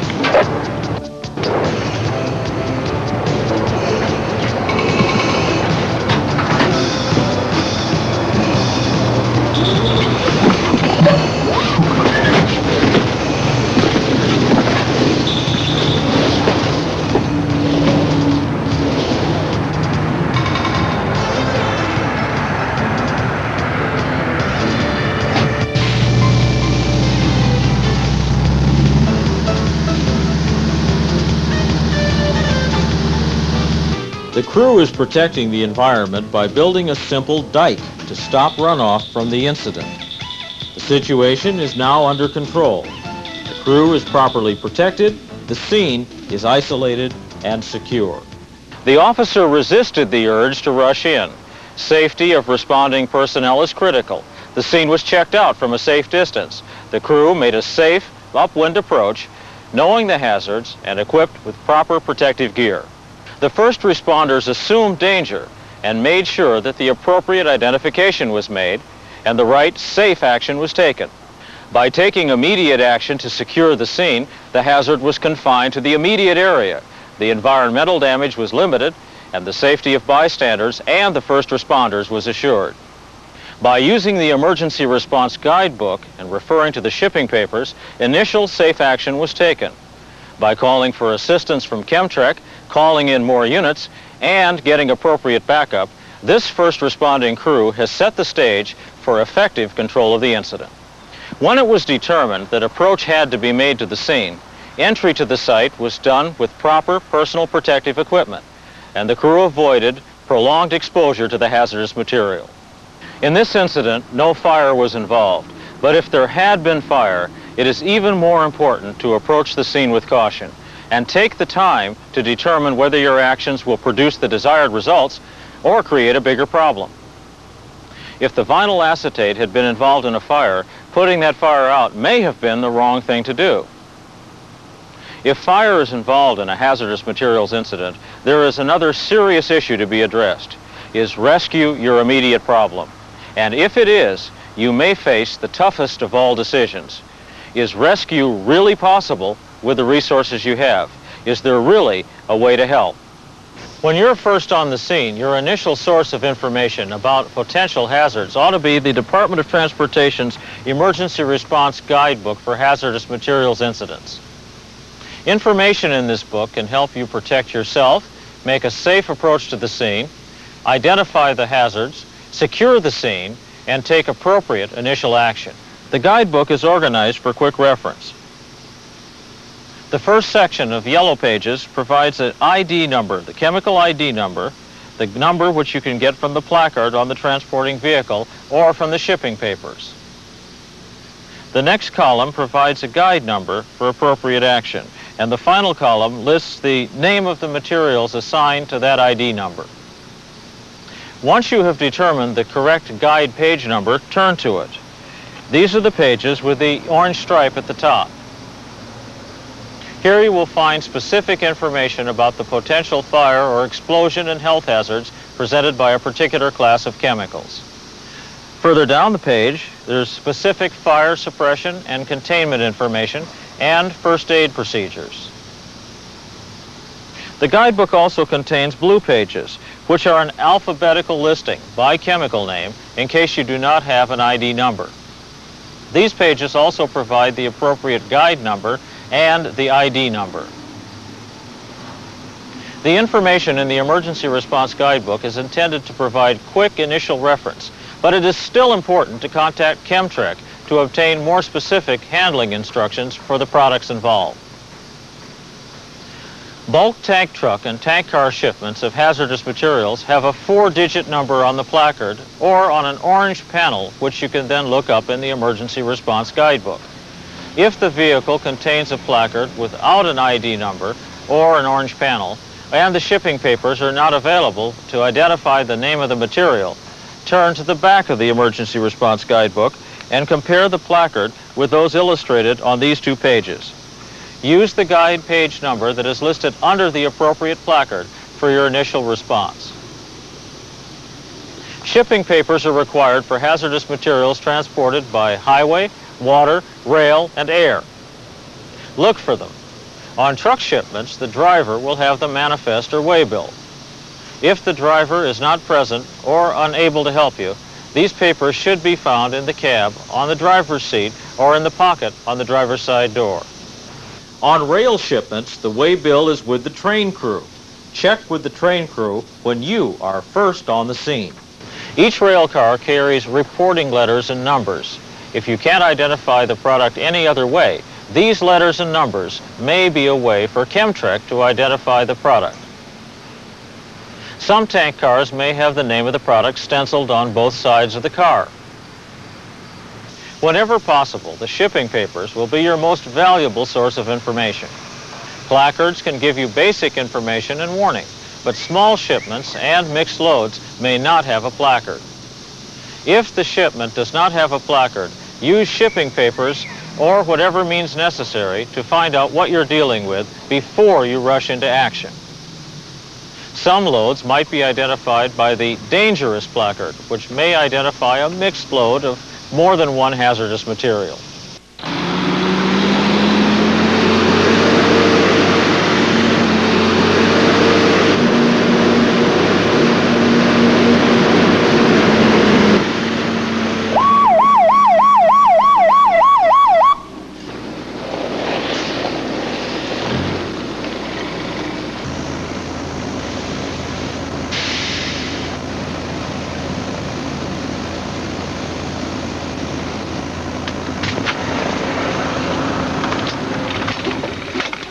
How's it going today? It's going pretty good. You got some kind of fluid leaking out of the rear of your trailer. I'll be darned. That'll take care of a good day. Yeah, what are you carrying? I got some paint and some sulfuric acid on there.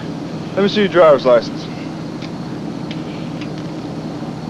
Where are you coming from? Coming out of Philadelphia. Is that Let's okay? go back here and take a look at Okay. it. See what we got.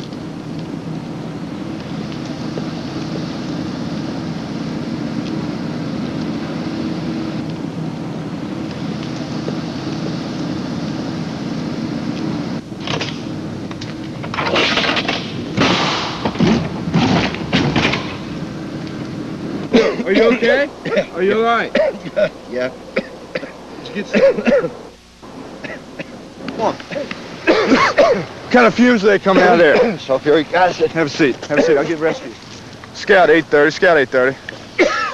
Scout 830, I have a tractor trailer truck stopped at Route 50 in West Ice. It's going to be carrying chemical fumes coming out of the rear. I'm going to need fire and rescue. The driver is injured. Driver is injured. How you feeling now? Feeling a little better? You getting a little more air? No. Looks like those things are in pretty bad shape there. Yeah. Who packed those things? Shipping load. Okay, look, here they come. I'm going to go meet with them and explain to them a little bit about what's going on, okay? All right. You just stay right here. Okay. Try to breathe. Yeah. Stay All right. calm, okay? Yeah. Just hang tight, okay?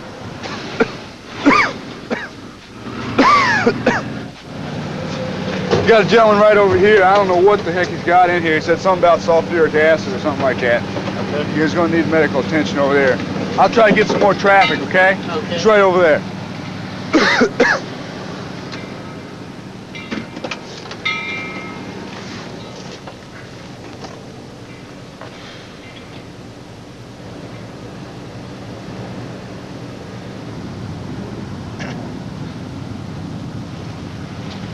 Scout 830. I'm going to need 2 additional units for traffic, one at West Ox Road and one at Route 50. I'm going to have to block off traffic. I rescue on the way, on the scene. The officer did not ask the driver for the shipping papers and was therefore unable to advise the rescuers about the hazards of this shipment. The driver is covered with a white powder, a fungicide, about which the crew has not been informed. A routine rescue, now a hazardous materials incident and a contamination incident. Now the victims and the rescuers have something in common. They are all contaminated by the spilled chemical product. Warnings were ignored. Quick action was taken, but not the safe action for this kind of incident. Let's look at this incident again, keeping the rules for safety in mind. How's it going? It's going pretty good. You have some type of fluid leaking out of the rear of your trailer. I'll be darned. What are you carrying back there? I got some sulfuric acid and some paint. Could I look at your papers? Sure. And we'll need to see your driver's license and registration also. Where are you coming from? Coming out of Philadelphia. When was the last time you made a stop? Up at the rest area. Had to take a short break. Did you notice anything leaking at that time? No. Okay then. All right.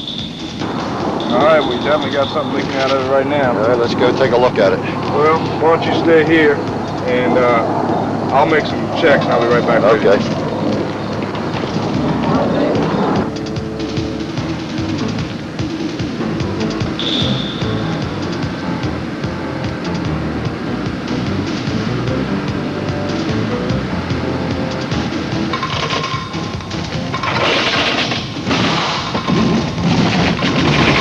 This time, the officer has obtained information about the truck's load. When the driver becomes contaminated, the officer is prepared. Scout 830. Scout 830. Scout 830, the vehicle I've stopped has contained several hazardous materials. The driver has been contaminated and fumes are being released. I'm going to need rescue dispatch and 2 additional units for traffic. Scout 838, 4850 will be dispatched. Fire rescue has been notified. 1550. 10-4, advise them to approach from the south end. Also, advise when you're ready to copy for shipping materials. Stand by 183. Scout 830, go ahead with your traffic. Scout 830, advise Chemtrack the materials are paint, which is UN 1263. That's Uniform November 1263.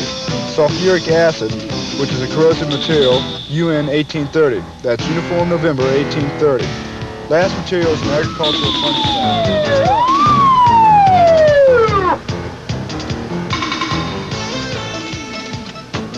Ambulance 34 is on the scene, Fairfax. Looks like we got some kind of chemical. Using the shipping papers, the police officer is able to provide information to his dispatcher, which will give the necessary information to Chemtrack to provide assistance. Papers off of him. He's been contaminated. We opened the door, one of the barrels fell off. Okay.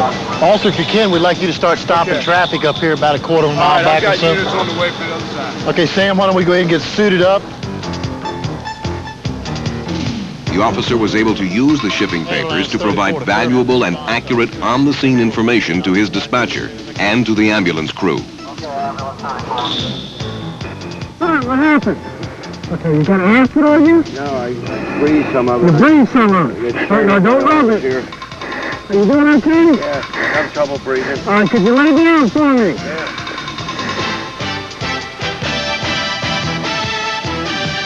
The patient is stable, and until further information is available, the ambulance crew is following safe procedure.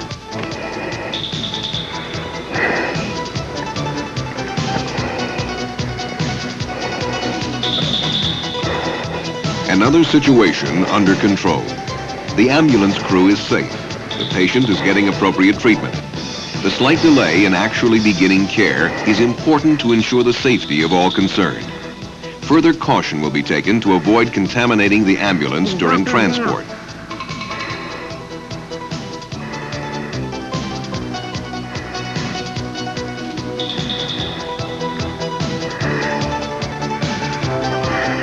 The hospital will be notified, and if necessary, the decontamination protocol will be used in handling the patient and ensuring that the ambulance has been properly cleaned before going back in service. The victim may be washed down at the scene prior to transport in order to reduce the effect of the hazardous material on him and to help prevent contamination of others. The 5 safety rules were key to proper handling of this incident. First responders protected themselves and approached the incident properly. The hazards were properly identified. The scene was secured. Further information and assistance was obtained. And the first responders avoided contact with any hazardous materials.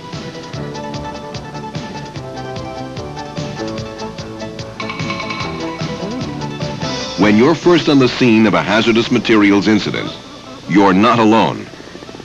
Here at the headquarters of the Chemical Manufacturers Association in Washington, D.C., this emergency center is staffed and ready to help you. Chemtrec is the Chemical Transportation Emergency Center.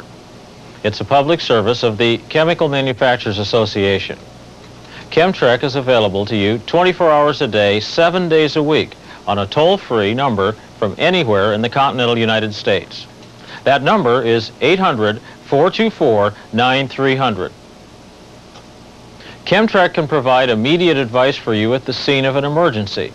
Chemtrec communicators can also contact the shipper or manufacturer of the hazardous material involved, who in turn will provide more detailed information and may dispatch a response team to provide technical advice and assistance. These Chemtrec communicators can help you, but you also need to help them with some basic information when you call. If the vehicle involved is placarded, provide the identification number from the placard or orange panel on the shipping vehicle and the name of the product from the shipping papers if they're available. The shipping papers also contain information about the shipper and the point of origin and destination. If available, it's important to provide this information to Chemtrec. Also, describe the nature of the problem you have at the scene. When you do call Chemtrec, make every effort to keep the phone line open. Chemtrec can set up conference calls between your on-scene commander and experts who can advise you of how to handle your particular hazardous materials problem. Also, make sure that every word of the emergency instructions you get from Chemtrec is relayed to your crews exactly. Your safety could depend on one key word. The Emergency Response Guidebook should be your initial source of information at the scene. Chemtrec and the resources of the chemical industry are also available to you and should be used in an emergency. To ensure that a chemical expert arrives on the scene as quickly as possible to assist you in handling a chemical incident, Chemtrec can activate ChemNet or one of the other mutual aid programs for specific chemicals. Keep the Chemtrec phone number at hand, in your apparatus, and in your station and dispatch center. 800-424-9300. It can be a vital asset in a chemical transportation emergency or a hazardous materials incident. You are your most important resource in a hazardous materials incident. And the 5 basic safety rules: protection and safe approach, identifying the hazards, securing the scene, obtaining information and assistance, and safe site entry will give you the greatest margin of safety and the greatest chance to handle the problem. Careful attention to the basics of safe response to a hazardous materials incident can pay off, and that payoff could come anywhere in your community. The potential for a hazardous materials incident is not limited to industrial areas. Look around your own community. Hazardous materials are everywhere. Every gas station has a potential problem. The grocery and convenience stores stock a wide range of flammable goods, and their built-in refrigeration systems can be the source of toxic fumes in an emergency. Hardware stores handle pesticides, flammables, corrosives, and hazardous materials of all kinds in all kinds of containers. Hazardous materials danger can exist in places you might not even think of.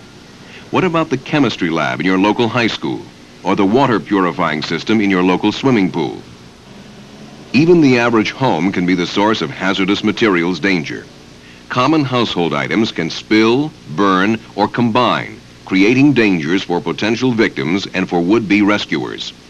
Hazardous materials can even be found in your own firehouse, rescue, or police station. The important thing is to know your own community. Know the obvious sources of hazardous materials dangers, and be aware that the potential for a hazardous materials incident can exist almost anywhere. Pre-planning is an important aspect in preparing to be first on the scene of an accident. A good pre-plan not only identifies known hazard potentials in your community, but also includes information on community resources to be called on in an emergency.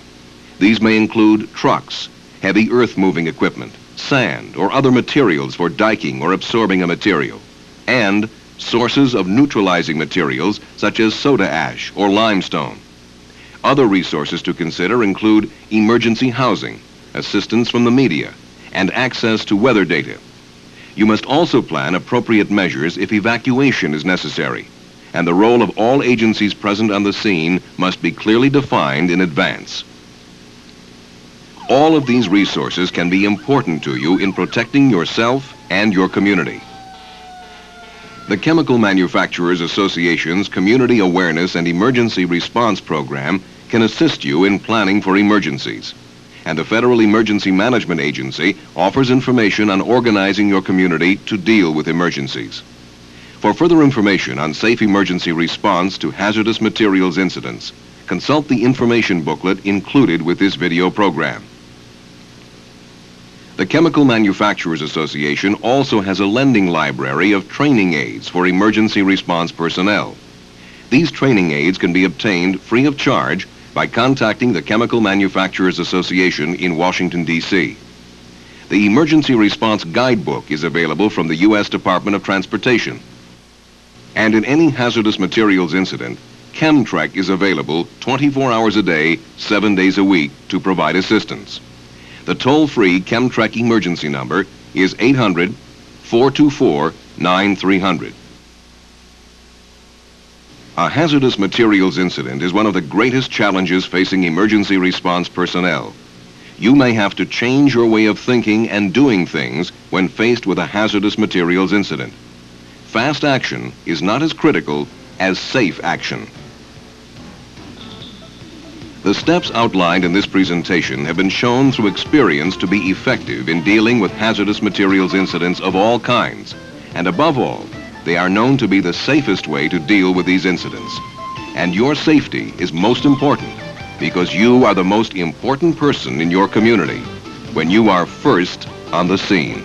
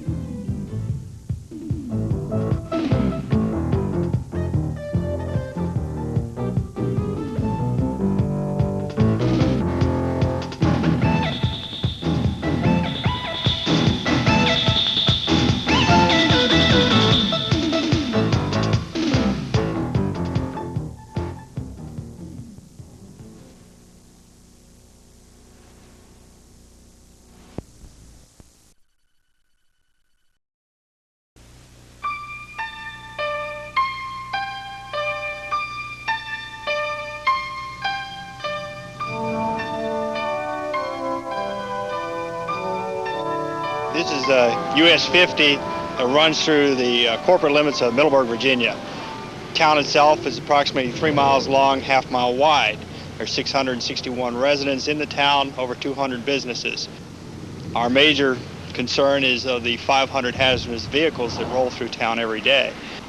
We've had 2 tankers spill within the limits itself. Fortunately, and God willing, nothing happened on either one of the vehicles when the accidents happened.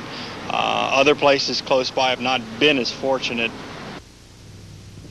Every day, hazardous materials shipments pass through communities both large and small. Virtually all of these shipments are delivered safely. Unfortunately, though, no community is immune from the threat of a hazardous materials incident. To help local police officers, firefighters, highway maintenance personnel, and potential responders cope with hazardous materials incidents, this program will examine the different types of hazardous materials and how they are stored and transported. Finally, the program will describe how to identify and initially deal with a hazardous materials accident. Under the Federal Hazardous Materials Transportation Act, the shipment of hazardous materials is regulated by the United States Department of Transportation. These regulations address the requirements for the identification and classification of materials, packaging, and carriage by all transportation modes. Materials are classified as hazardous when they meet the definition of one or more of the following hazard classes: explosives A, B, C, or blasting agents; gases, non-flammable, flammable, or poisonous; flammable and combustible liquids; flammable solids; oxidizers; organic peroxides; poisons A, B, and etiologic agents; radioactive materials; corrosive materials, and other regulated agents. In order to safely transport these commodities, hazardous materials shipments are documented and their hazards communicated. This communication system has 4 components: shipping papers, markings, warning labels, and placards. When transporting hazardous materials, the shipping papers must be readily available to authorities in the event of accident or inspection. Shipping papers must include the basic shipping description of a hazardous material and include the DOT shipping name, hazard class, UN or NA identification number, and the total quantity covered by each description. Shipping papers for hazardous and non-hazardous materials must present a listing of the hazardous material first, display each hazardous material and its description in a contrasting color, or include an X or RQ in the hazardous materials column. Most packages of hazardous materials must be labeled. When more than one label is required, the labels must be placed next to each other. Some packages require labeling on 2 opposing sides. Warning labels are color-coded and contain a descriptive graphic symbol. The UN class number may be shown representing the product's hazard class. For example, this warning label describes the container's contents as a flammable gas. The UN class number is 2. A gas is either compressed, liquefied, or dissolved under pressure. Gases may also be non-flammable, flammable, or poisonous. There are 9 UN class numbers. These are listed on the Department of Transportation's warning labels and placard chart. Markings are required on packagings and include the name of the product and a 4-digit UN or NA identification number. For cargo tanks, portable tanks, and tank cars, the identification number must be displayed on orange panels or placards and affixed to the vehicle.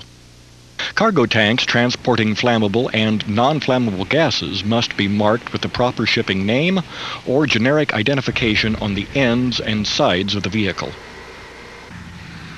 Placards are placed on the ends and sides of motor vehicles, freight containers, and rail cars. When certain types of materials, such as Class A and B explosives, poisonous gases, flammable solids which are dangerous when wet, and certain radioactive materials are transported in any quantity, placards are required. Other types of hazardous materials require placarding only when the aggregate gross weight is 1,000 pounds or more. Consequently, small packages containing limited quantities of hazardous materials may be shipped without placarding.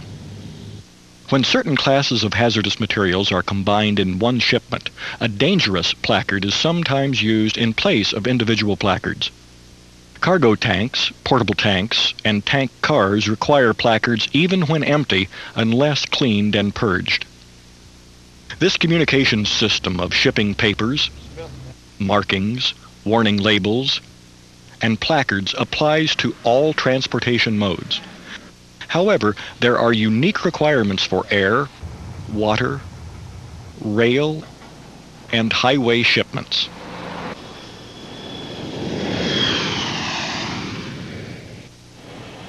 Shipments by air have special limitations for the quantities of materials that may be transported on passenger and cargo aircraft. Materials must be properly packaged, handled, stored, and secured aboard the plane. The pilot must be notified and be provided with a copy of the shipping papers. Certain commodities are forbidden from being offered or accepted for transport. Hazardous materials are also shipped on the Great Lakes, major rivers, and the oceans. DOT hazardous materials regulations apply to non-bulk shipments during loading and unloading, stowage, and handling. Carriers or agents are required to prepare a dangerous cargo manifest which must be kept in a designated holder on or near the vessel's bridge. Additional requirements for water shipments include the number, description, and weight of each package, the identification number, a class or division number or name, and the storage location aboard the vessel.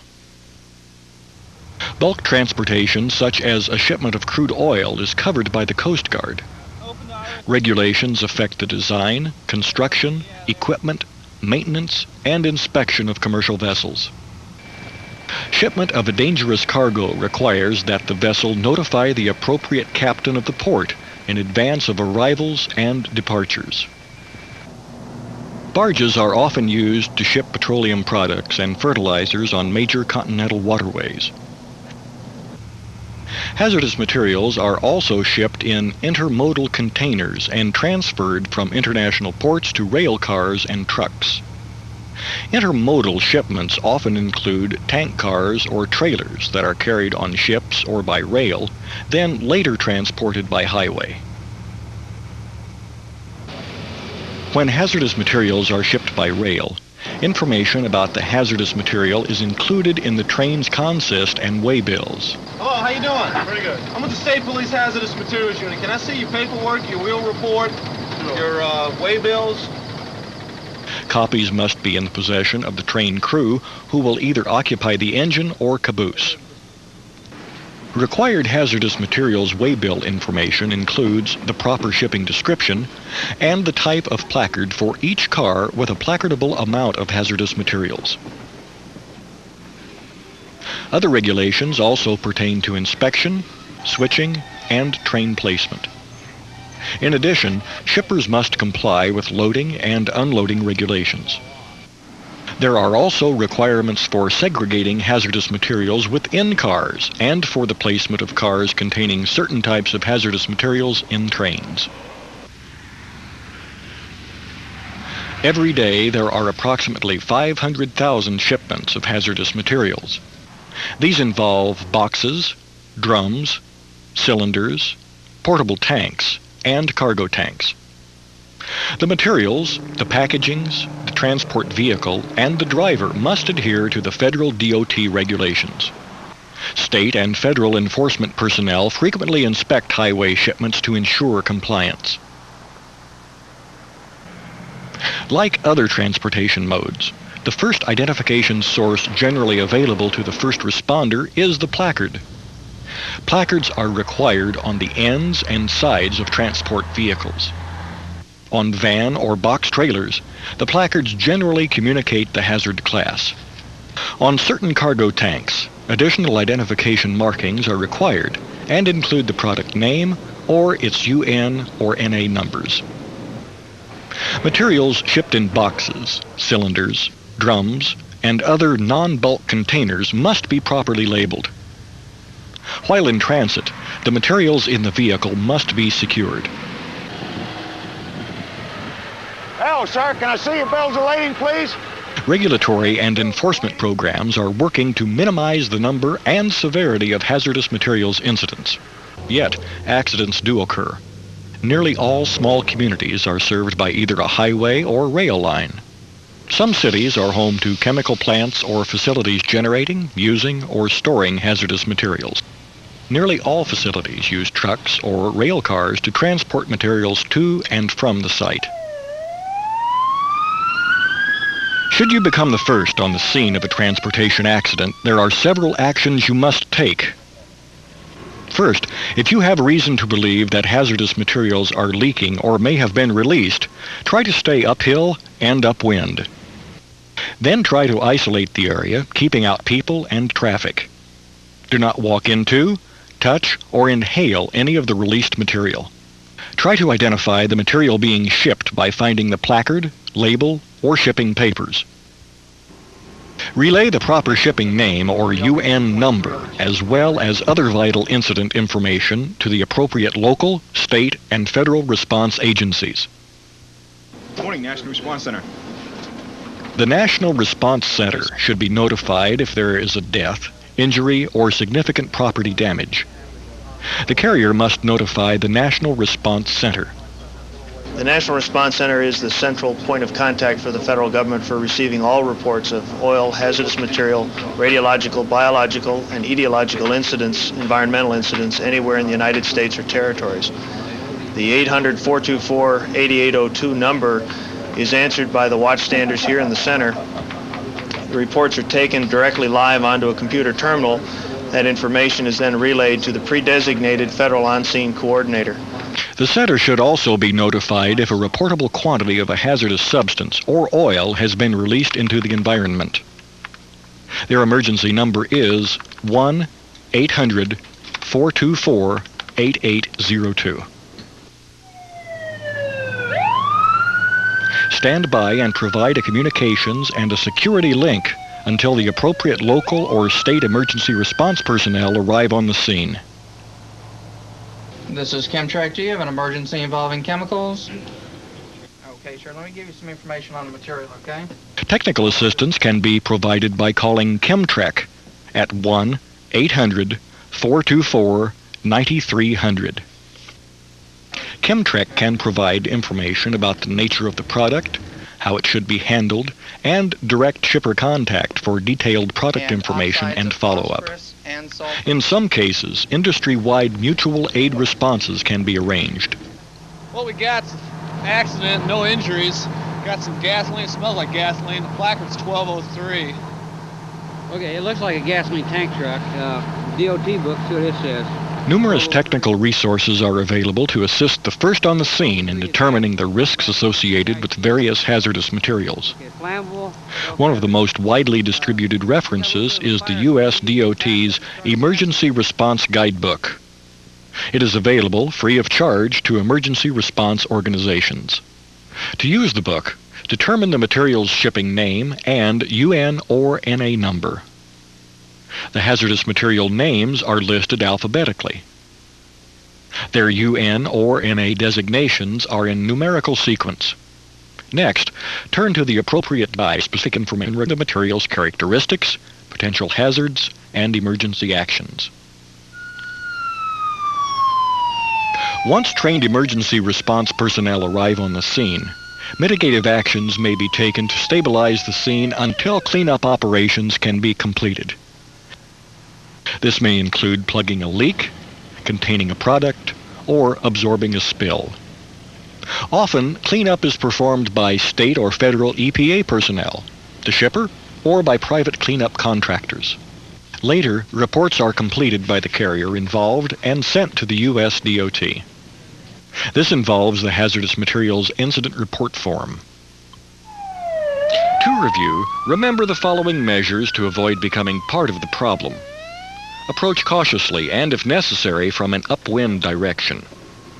Isolate people from the scene and deny entry to unnecessary personnel. Do not walk into or touch any spilled material. Avoid inhaling fumes, smoke, and vapors.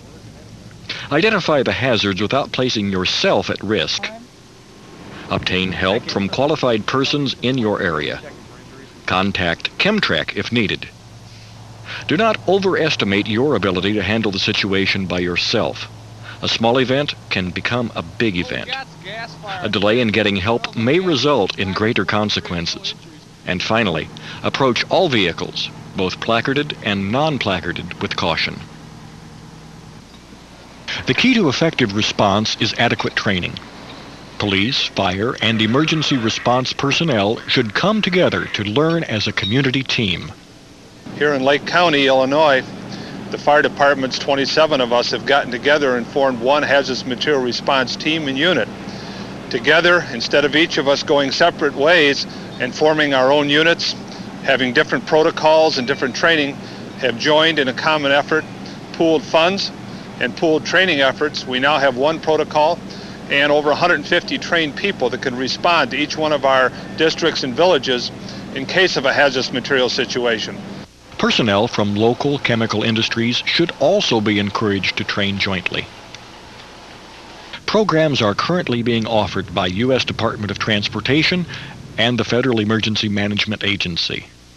Learning how to identify and deal with hazardous materials is essential. The safety of the community you serve and yourself may depend upon your ability to effectively deal with a hazardous materials incident. It's time to get real serious. It's time to study. It's time to understand. It's time to really know what part of your job is, and that's a very important part is hazardous materials.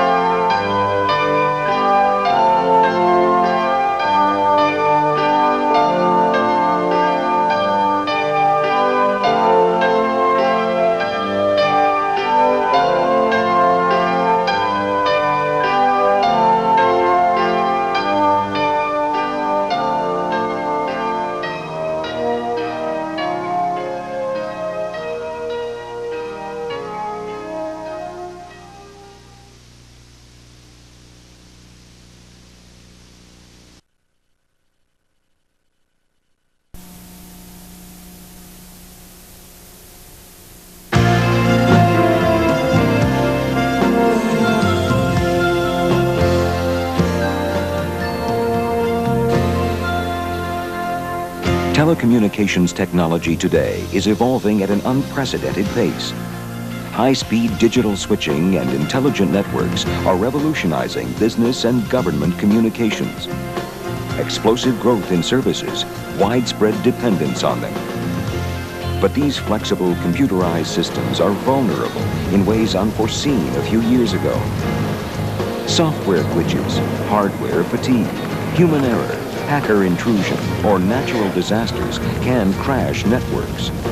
Seconds count at times like these, and the federal government must retain communications capability. Managing the emergency and problems it creates depends on it. Without communication, what can be achieved?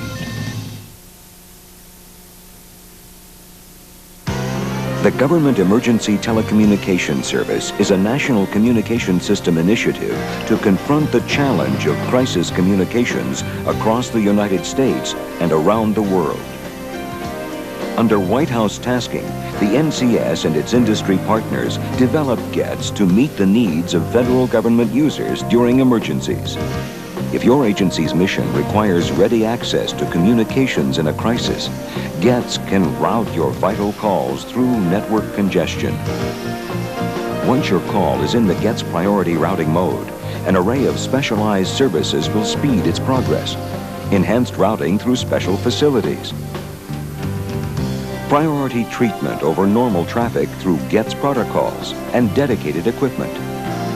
Overseas calling through GETS procedures at international gateway switches. You can use GETS priority services from any standard phone, secure phone, fax machine, modem, or cellular phone. GETS uses 3 types of networks already a part of the public phone system. Major long-distance networks provided by inter-exchange carriers, including international service, is the first. The networks of local exchange carriers and other service providers, such as cellular systems, are the second. The third is the government-leased networks like FTS 2000 and the Diplomatic Telecommunications Service. GETS works hand-in-hand with other NCS capabilities to improve connectivity and network management service during times of crisis.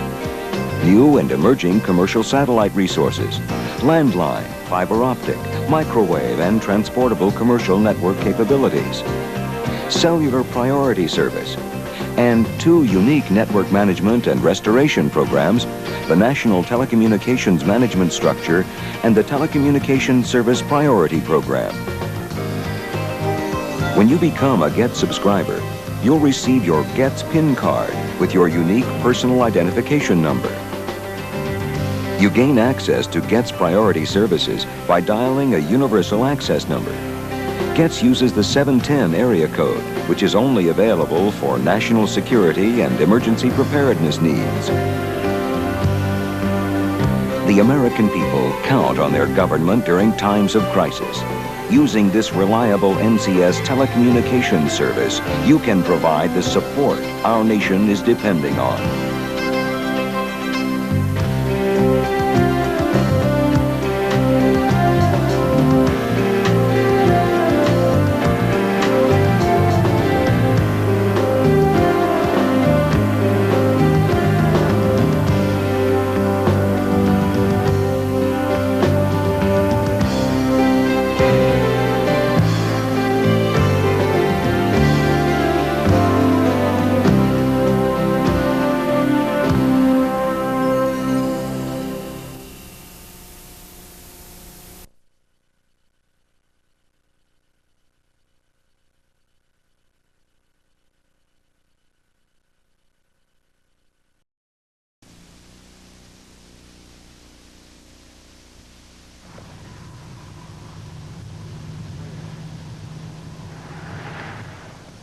Today, a fleet of over 1 million trucks transport the products we use daily. While the majority of shipments reach their destinations safely, some result in serious incidents. In order to minimize these incidents, the federal government developed a program designed to reduce accidents due to driver error, mechanical failures, or improper packaging. This became known as the Surface Transportation Act of 1982. Which funds the Motor Carrier Safety Assistance Program, or MCSAP. Through grant monies, MCSAP develops joint state-federal motor carrier safety enforcement activities. This partnership encourages states to play a greater role in highway safety by adopting and enforcing the federal truck safety regulations. Illinois has been in the forefront of federally funded programs such as MCSAP and the State Hazardous Materials Enforcement Development Program, or SHMED. The Illinois Hazardous Materials Program began in 1976. In 1981, the state's motor carrier safety regulations were signed into law. Both regulatory programs are consistent with the federal regulations. These programs are conducted jointly by the Illinois Department of Transportation and the Illinois State Police. Under an interagency agreement, the Illinois Department of Transportation, or IDOT, acts as the lead agency. In this role, IDOT administers the federal MCSAP grant, promulgates hazardous materials regulations, reviews all hazardous materials violations, and initiates all hazardous materials penalties.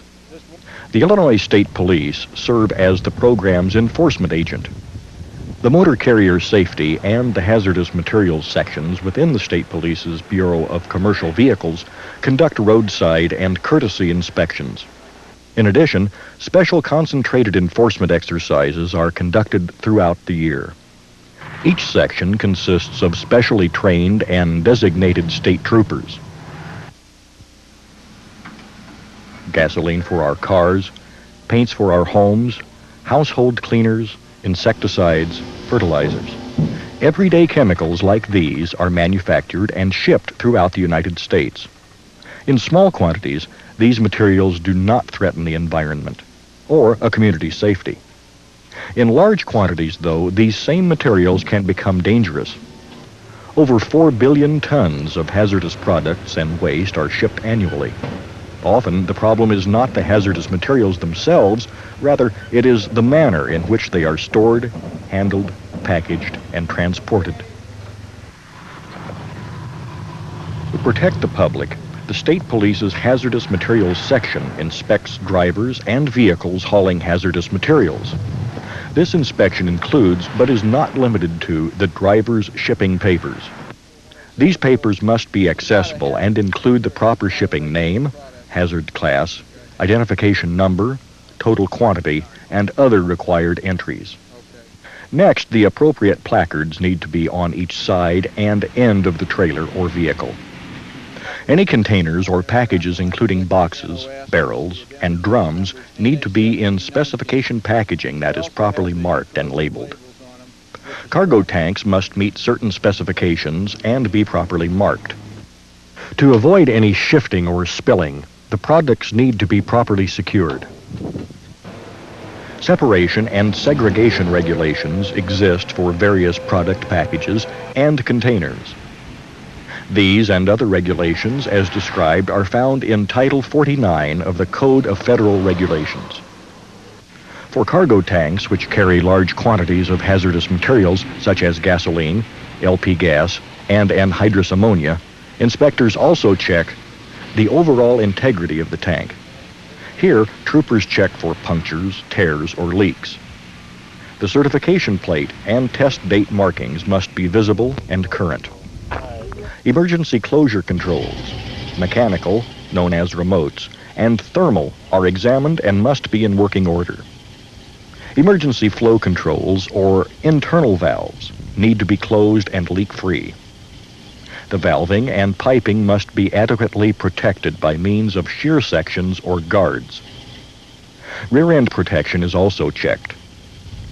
Overturn protection is also required to protect manholes, liquid and vapor connections, and safety relief devices extending above the tank.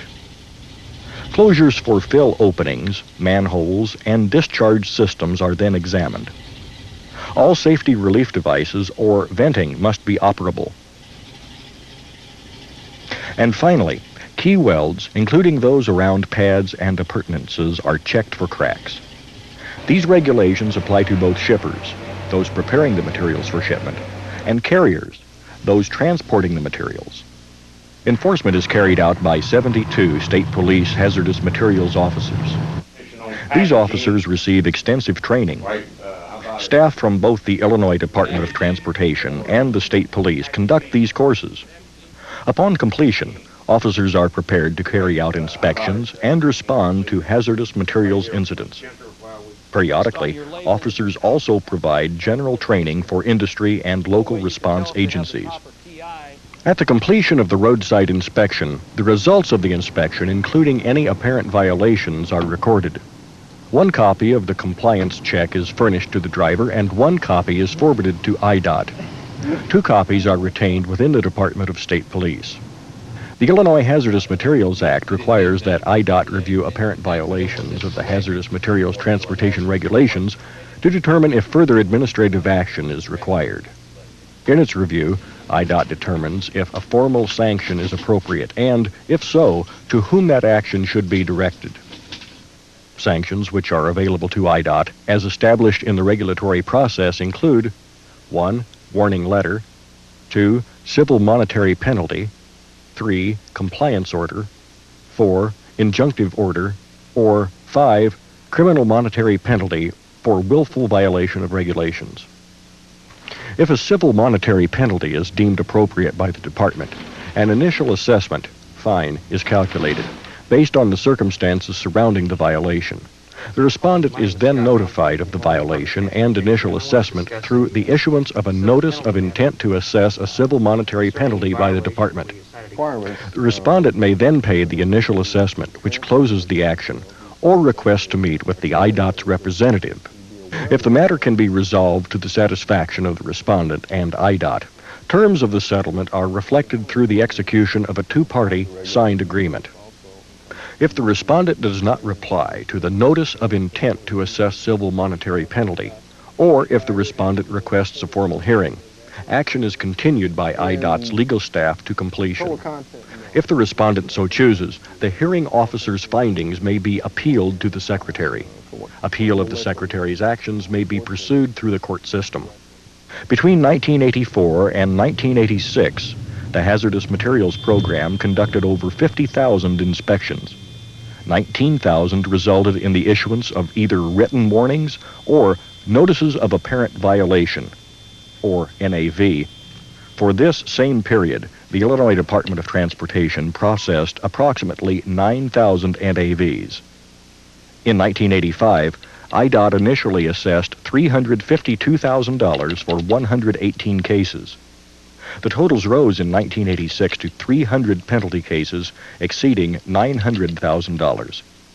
This rise can be attributed to an increase in the number of roadside compliance checks.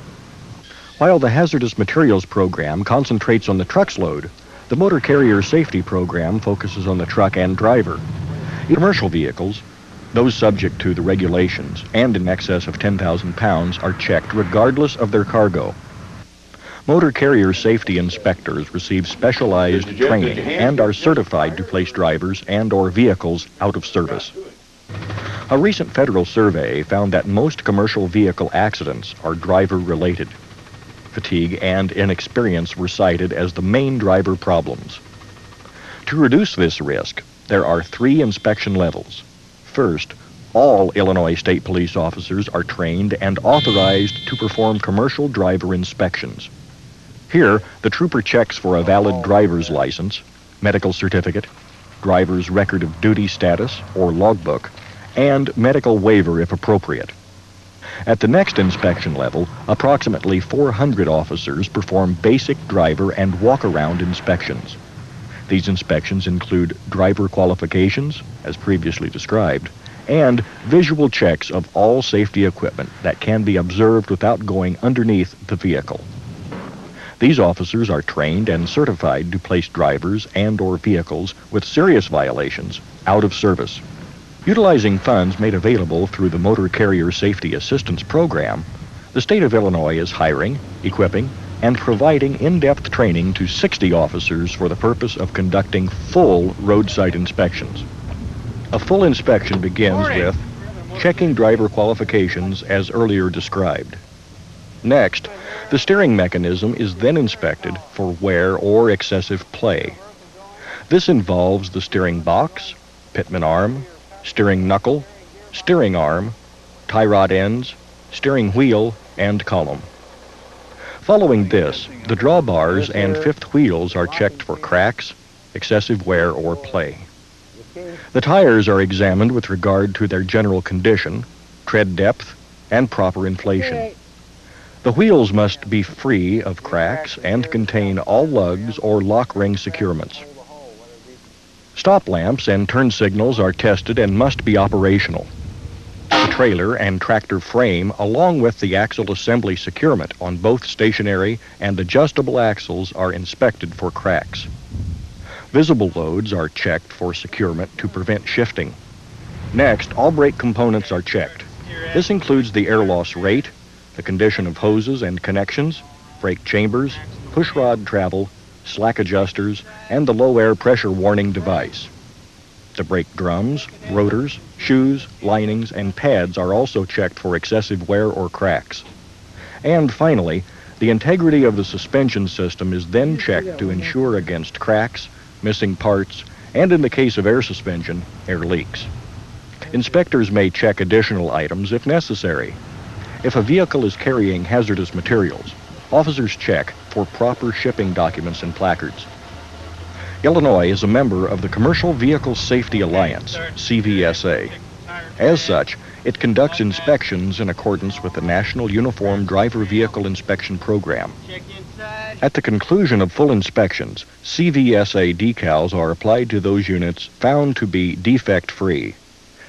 The decals are valid for 90 days. In addition to performing full inspections, training and informational programs are provided to industry, the judicial system, and state police district personnel. Both the federal government and the CVSA use the same out-of-service criteria. This involves any vehicle which, by reason of its mechanical condition or loading, would likely cause an accident or breakdown. The most common out-of-service violations were defective brakes, bad tires, and record of duty status. These and other common violations result in written warnings, citations, or monetary fines. These fines are processed by the circuit court. In Illinois, from 1984 to 1986, over 100,000 motor carrier safety inspections were conducted. Of those, 28% of the vehicles and 7% of the drivers were placed out of service. Illinois is presently involved in the Safety Net program. Through this program, Illinois provides the federal government with hazardous materials and motor carrier safety statistics developed during inspections and carrier safety program reviews. This two-way flow of information helps state and federal officials identify problem carriers and common violations so that appropriate enforcement activities can be developed. The aim of these programs is to reduce highway transportation accidents involving commercial vehicles. A congressional study found that across the United States, there are about 500,000 hazardous materials shipments each day. Most are made safely, yet the potential exists for highway accidents or on-site releases. Illinois alone has averaged about 900 hazardous materials incidents each year. Of these, 800 involved actual releases. Protecting the public health and safety while encouraging commerce is the goal of motor carrier safety and the hazardous materials programs. These independent programs work closely together under the umbrella of traffic safety. The success of these programs, though, can only be achieved through the cooperation of state agencies, the federal government, and the trucking industry. For more information, you can contact the Hazardous Materials Section at 217-785-3064.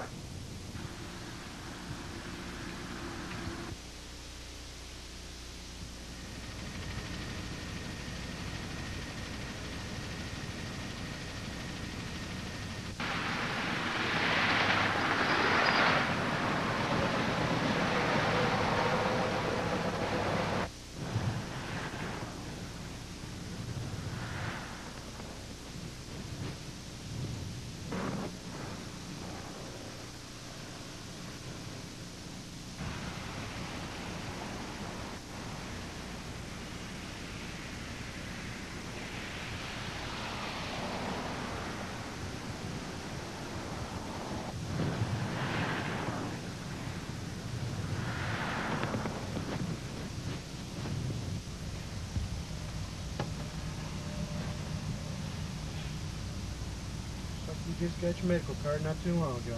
Yep.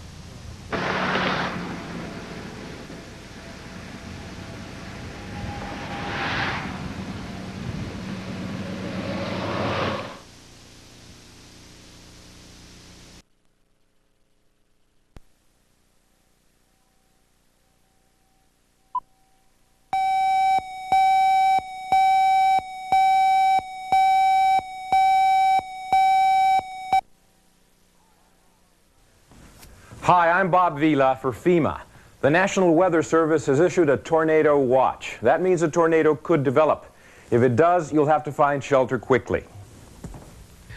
The best place to be is underground. If you have a basement, take shelter there. Get under a table or something heavy, like this workbench, and protect your head and neck with your arms like this.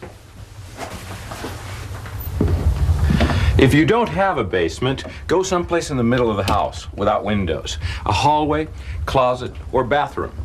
Before a tornado warning is issued, take some time to set up your shelter. Have a battery-operated radio or TV with you so you'll know when the warning's over. You might want to grab a blanket, too, so that you can cover yourself with it for added protection. You don't have to open or close any windows, just stay away from them. If you live in a mobile home, you may want to go to a permanent structure right now. You won't have a lot of time once a warning is issued. Don't ever try to outrun a tornado in your car. Tornadoes are faster and can change direction in a split second. If you hear a roaring sound, almost like a train, a tornado's on its way. Don't wait. Take shelter.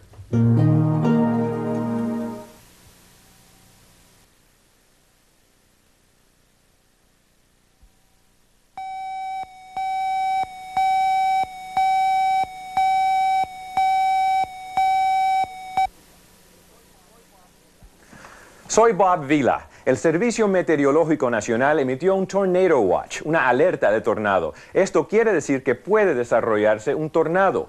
De ser así, deberá encontrar refugio rápidamente.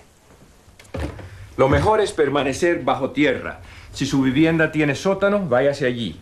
Póngase bajo una mesa o de algo pesado como este banco de taller y protéjese la cabeza y cuello con sus brazos, así. Si en su vivienda no hay sótano, busque un lugar sin ventanas, un pasillo, un closet o un baño. Antes de un aviso, tome el tiempo para acomodarse. Tenga a mano un radio o televisor a batería para escuchar cuando termine el aviso de tornado. Busque una frazada también. Puede cubrirse con ella para mayor protección. Usted no tiene que abrir o cerrar las ventanas, pero manténgase lejos de ella.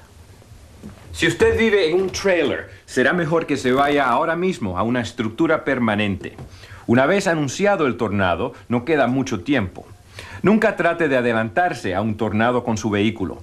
Los tornados son veloces y pueden cambiar de dirección en menos de un segundo.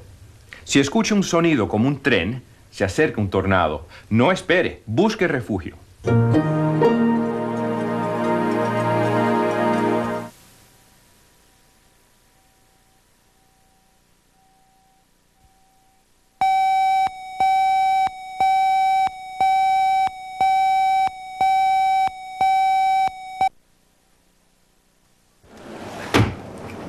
With heavy rains, floods can come on fast. When you're under a flood watch, here's what to do. Stock up on water in case your water system gets knocked out, and have a battery-operated radio or TV handy, and stay tuned for emergency instructions.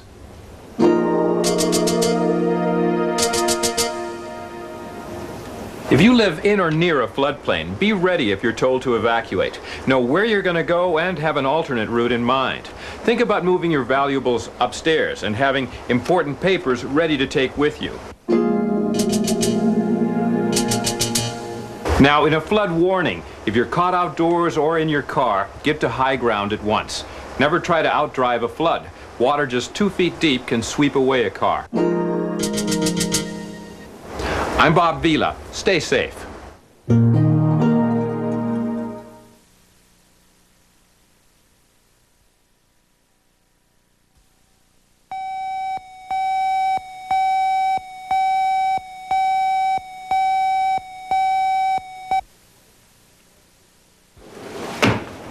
Con lluvias fuertes, las inundaciones pueden ocurrir muy rápido. Esto es lo que hay que hacer en caso de alerta de inundación. Flood Watch. Aunque no esté en una zona expuesta a inundaciones, almacene agua, en caso que el abastecimiento de agua no funcione. Es buena idea llenar la tina. Tenga un radio o televisor de batería y sintonice para escuchar las instrucciones de emergencia.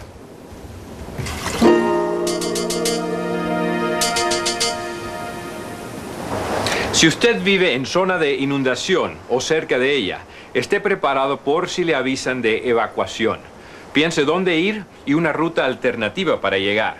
Piense en mover sus objetos de valor al piso de arriba y en llevarse sus documentos importantes y de identidad.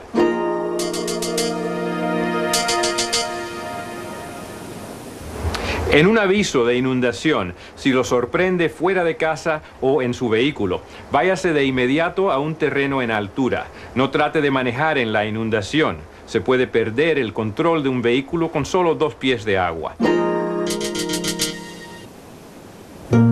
Manténgase a salvo.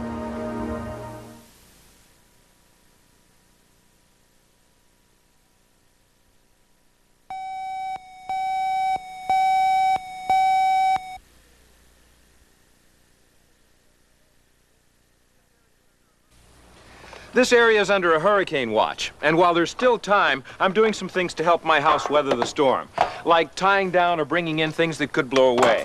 These chairs could go in the garage. If you have plywood panels for your windows, you should put them up now. If not, you can tape your windows. It won't keep them from breaking, but it'll keep glass from flying around. Seems like any time there's a big storm, we lose power for a while. So here's how to hurricane-proof your refrigerator. Start by filling plastic soft drink bottles almost to the top with water, and then freezing them. Don't fill the bottles all the way, because water expands as it freezes. Store the frozen water bottles in empty spaces throughout the refrigerator, and turn the refrigerator up to its coldest setting. The water bottles will keep food cool for up to 2 days without power. And you've also got some extra drinking water. Speaking of water, I think I'll clean the bathtub now so I can fill it with water too. People lost water for up to a week when the last big hurricane went through. Chlorine bleach is a great sterilizer. Scrub the tub, swab it with about 1/2 cup of bleach, then rinse thoroughly. Let the tub dry and you can fill it with clean water. Let's see, I've gotten the loose objects out of the yard, boarded up the windows, chilled the refrigerator, cleaned out the tub. What else? The car. If we need to evacuate, I'm going to need a full tank of gas. Think I'll do that now before the lines get too long. Stay safe.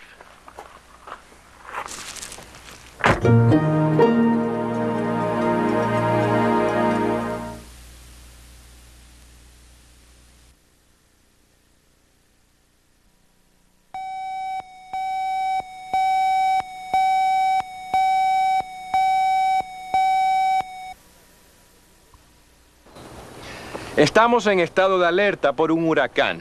Mientras tanto, estoy preparando mi casa para poder afrontar la tormenta. Por ejemplo, estoy entrando o amarrando cosas que pudieran volarse con el viento. A ver, estas sillas las puedo meter al garaje. Si tiene paneles de madera prensada para tapar las ventanas, es bueno ponerlas ya. Si no las tiene, puede cubrir sus ventanas con cinta adhesiva. Esto no impedirá que se rompan, pero sí que el viento no haga volar pedazos de vidrio.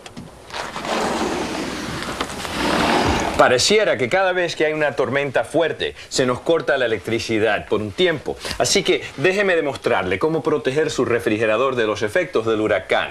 Primero, llene botellas plásticas con agua casi hasta arriba y luego congélelas. No las llene del todo, porque el agua se expande al congelarse. Guarde las botellas de agua congelada en espacios vacíos del refrigerador y baje al mínimo la temperatura. Las botellas de agua congelada ayudan a mantener una temperatura fresca por hasta 2 días sin electricidad. Así también se asegura de tener agua potable. Hablando de agua, creo que limpiaré la bañera para poder llenarla por si nos quedamos sin agua. El cloro es un gran esterilizante. Limpie la bañera y pásele un paño con media taza de cloro. Luego enjuáguela bien, déjela secar y llénela de agua limpia. Veamos, ya quité todos los objetos sueltos del patio. He puesto las tablas de madera prensada en las ventanas, congelado el agua, limpiado la bañera. ¿Qué más? El auto. Si tenemos que desalojar, voy a necesitar tener lleno el tanque de gasolina. Creo que lo haré ahora, antes de que haya una fila larga de autos.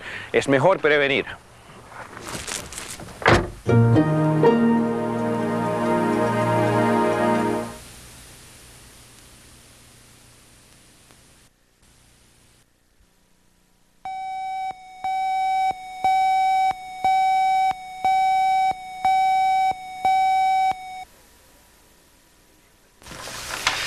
If you've been told to evacuate, you need to move quickly. I'm going to stay with friends about 50 miles inland. Other choices are to go to a hotel or motel. Call ahead if you can, or stay at a public shelter.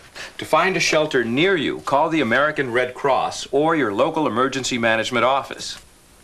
And be sure to let someone out of the area know what you're planning to do. Let's see, I've got my cousin's number here someplace. Here are a few more things you should do before you leave. First, decide how you're going to take care of pets. You can come with me. But public shelters can't take pets.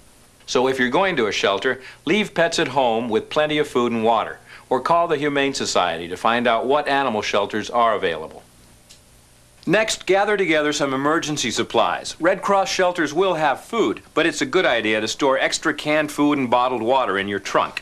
And you should take blankets or sleeping bags, a change of clothes, a first aid kit, a flashlight and extra batteries, and a battery-operated radio or TV so you can stay tuned for emergency instructions. Any prescription medicines, baby products, or other special supplies you or a family member may need. Take important papers with you too, like your insurance policies, and bring some cash. You may need it.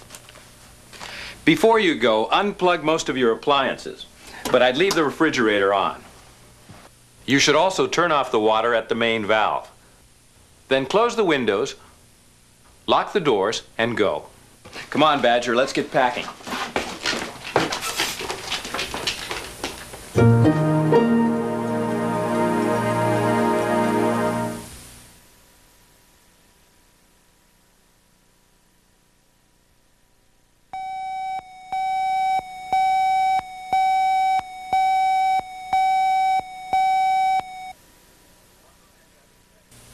Cuando se le avisa que debe desalojar su casa, necesita hacerlo con rapidez. Yo me quedaré con familiares en otro pueblo. Otras posibilidades son ir a un hotel o motel, si puede llame para hacer una reservación, o quédese en un albergue público. Si no sabe cómo localizar un albergue cercano, llame a la Cruz Roja o a su oficina local de emergencias.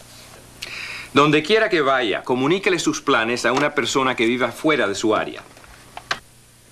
Ahora, algunas otras cosas que debe hacer antes de irse. Primero, decida qué va a hacer con sus animales domésticos. Tú puedes acompañarme. Pero los albergues públicos no aceptan animales. Así que, si va a un albergue, necesita dejar a sus animales domésticos en casa, provisto de bastante agua y comida. O llamar a la SPCA para averiguar a dónde quedan los refugios para animales. Enseguida, junte provisiones básicas de emergencia. La Cruz Roja tendrá alimentos, pero es una buena idea almacenar comida enlatada y agua en su auto. Y debe llevar cobijas o sacos de dormir, un cambio de ropa, un botiquín de primeros auxilios, una linterna, pilas adicionales y una radio o televisión de pilas. Cualquier medicina recetada, productos infantiles u otros artículos que pueda necesitar su familia. Lleve todos sus documentos importantes, como por ejemplo sus pólizas de seguro, y traiga algo de dinero en efectivo. Lo puede necesitar. Antes de irse, desconecte todos sus aparatos eléctricos, pero deje prendido el refrigerador. También debe desconectar la llave maestra del agua. Enseguida cierre las ventanas, póngale llave a las puertas y váyase. Vamos, Badger, es hora de irnos.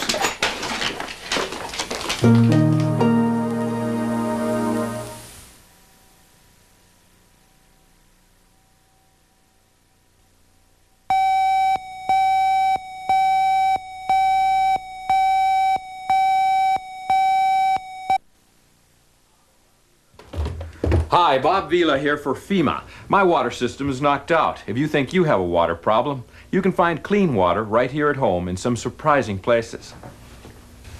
The first thing you need to do is shut off the water. You don't want contaminated water coming into the system. Find the main shut-off valve coming into your house and turn it off. While I'm down here, I'm also going to turn off the water heater. A water heater is a great resource. Shut the power or gas off and let it cool down. Later, you can slide a container underneath the valve. Open it, and you'll have clean water. Before you drain off any water, go to the top of the system and turn on a faucet. This vents the water line. Now, let's find those other emergency water sources. Did you think of this? The water from the toilet tank, not the bowl, is okay to drink. Don't drink it if it's been chemically treated. Ice cubes now, clean water later. Think about water substitutes, juices, even in canned fruits, soft drinks, and milk. If you run out of pure water, you may need to purify whatever water's available. I got this outside. Here's the Vila short course in water purification. First, filter it. Make a filter out of a towel, coffee filters, or paper towels, and pour the water through. This way you'll catch any debris that's in the water.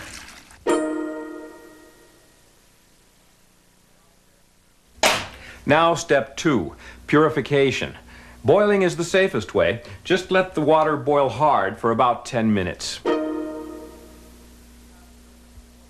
If you have no way to boil water, you can still purify it using unscented, non-detergent liquid chlorine bleach. Just 2 drops will kill the germs in a quart of water. Let the treated water sit for a half hour. It may not look that good, but it's safe. Don't take chances with your water supply. Stay safe.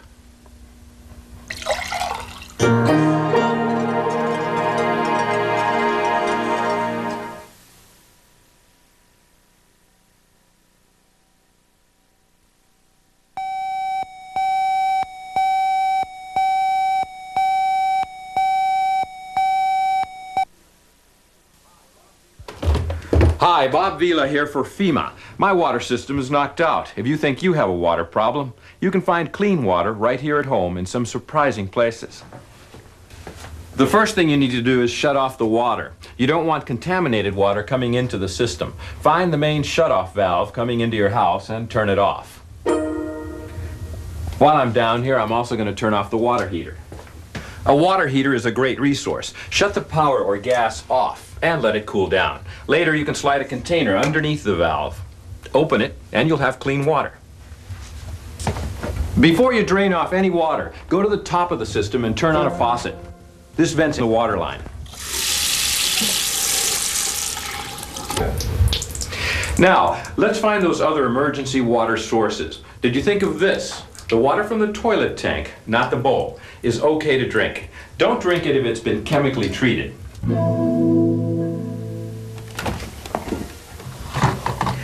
Ice cubes now, clean water later. Think about water substitutes, juices, even in canned fruits, soft drinks, and milk. Don't take chances with your water supply. Stay safe.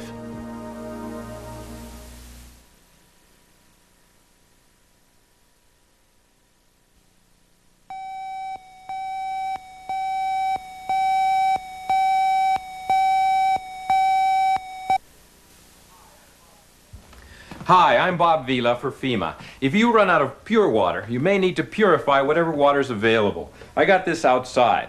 Here's the Vila short course in water purification. First, filter it. Make a towel into a filter, or else use a coffee filter or paper towels, and pour the water through. This way you'll catch any debris that's in the water.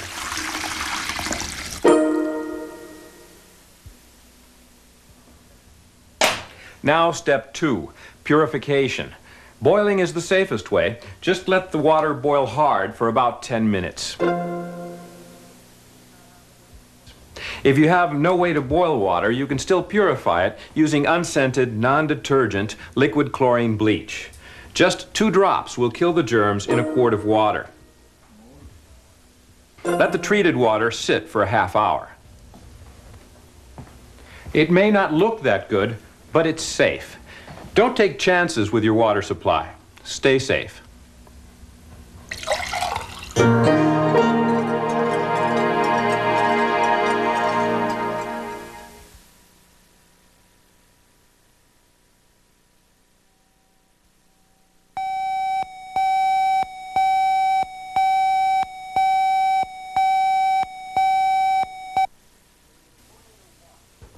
Tornado watch, tornado warning. Do you know the difference? A watch means weather conditions are right for tornadoes to develop. A warning means a tornado has been sighted in your area and you should take shelter. Underground is best, or away from windows. Stay there until the warning is lifted. Remember, watch, take caution. Warning, take action.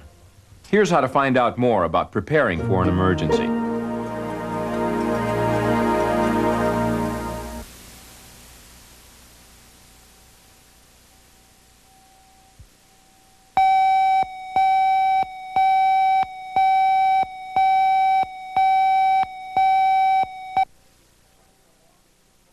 Tornado watch, tornado warning. Do you know the difference?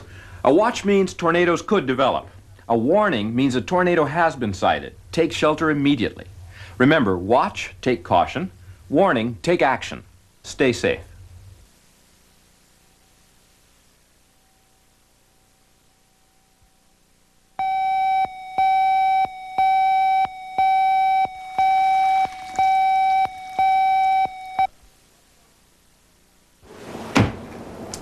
Flood watch, flood warning. Do you know the difference? A flood watch means rainfall in your area is heavy enough to cause a flood. A warning means there will be some flooding. Floods can be serious, so be ready to act. Call your local office of emergency management or Red Cross for more information on what to do. Remember, watch, take caution. Warning, take action. Here's how to find out more about preparing for emergencies.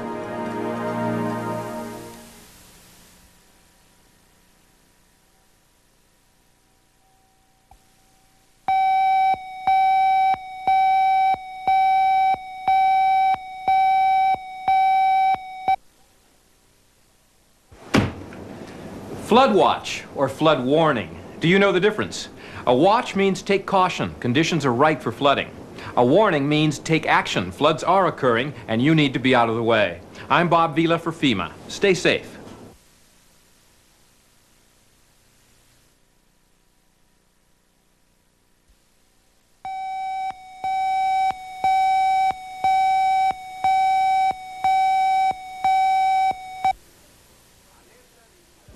Alerta de inundación, flood watch. Aviso de inundación, flood warning.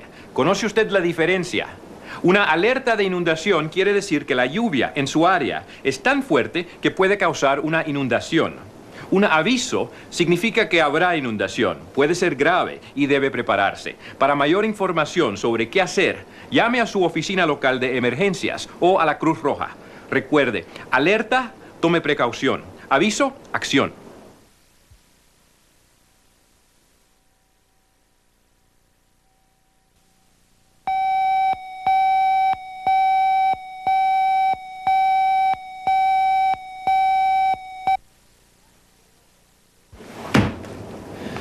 Flash flood watch, or warning.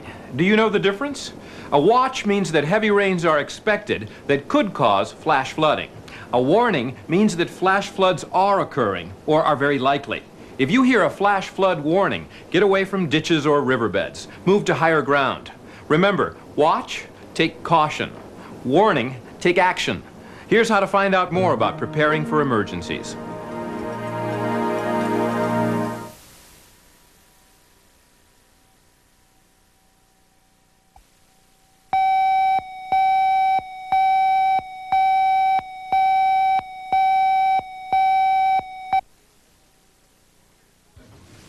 Winter storm watch, winter storm warning. Do you know the difference? A winter storm watch means a bad storm may happen. A warning means heavy snow, sleet, freezing rain, or even a blizzard is on the way.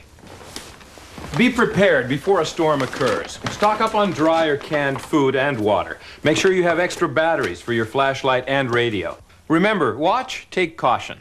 Warning, take action. I'm Bob Vila for FEMA.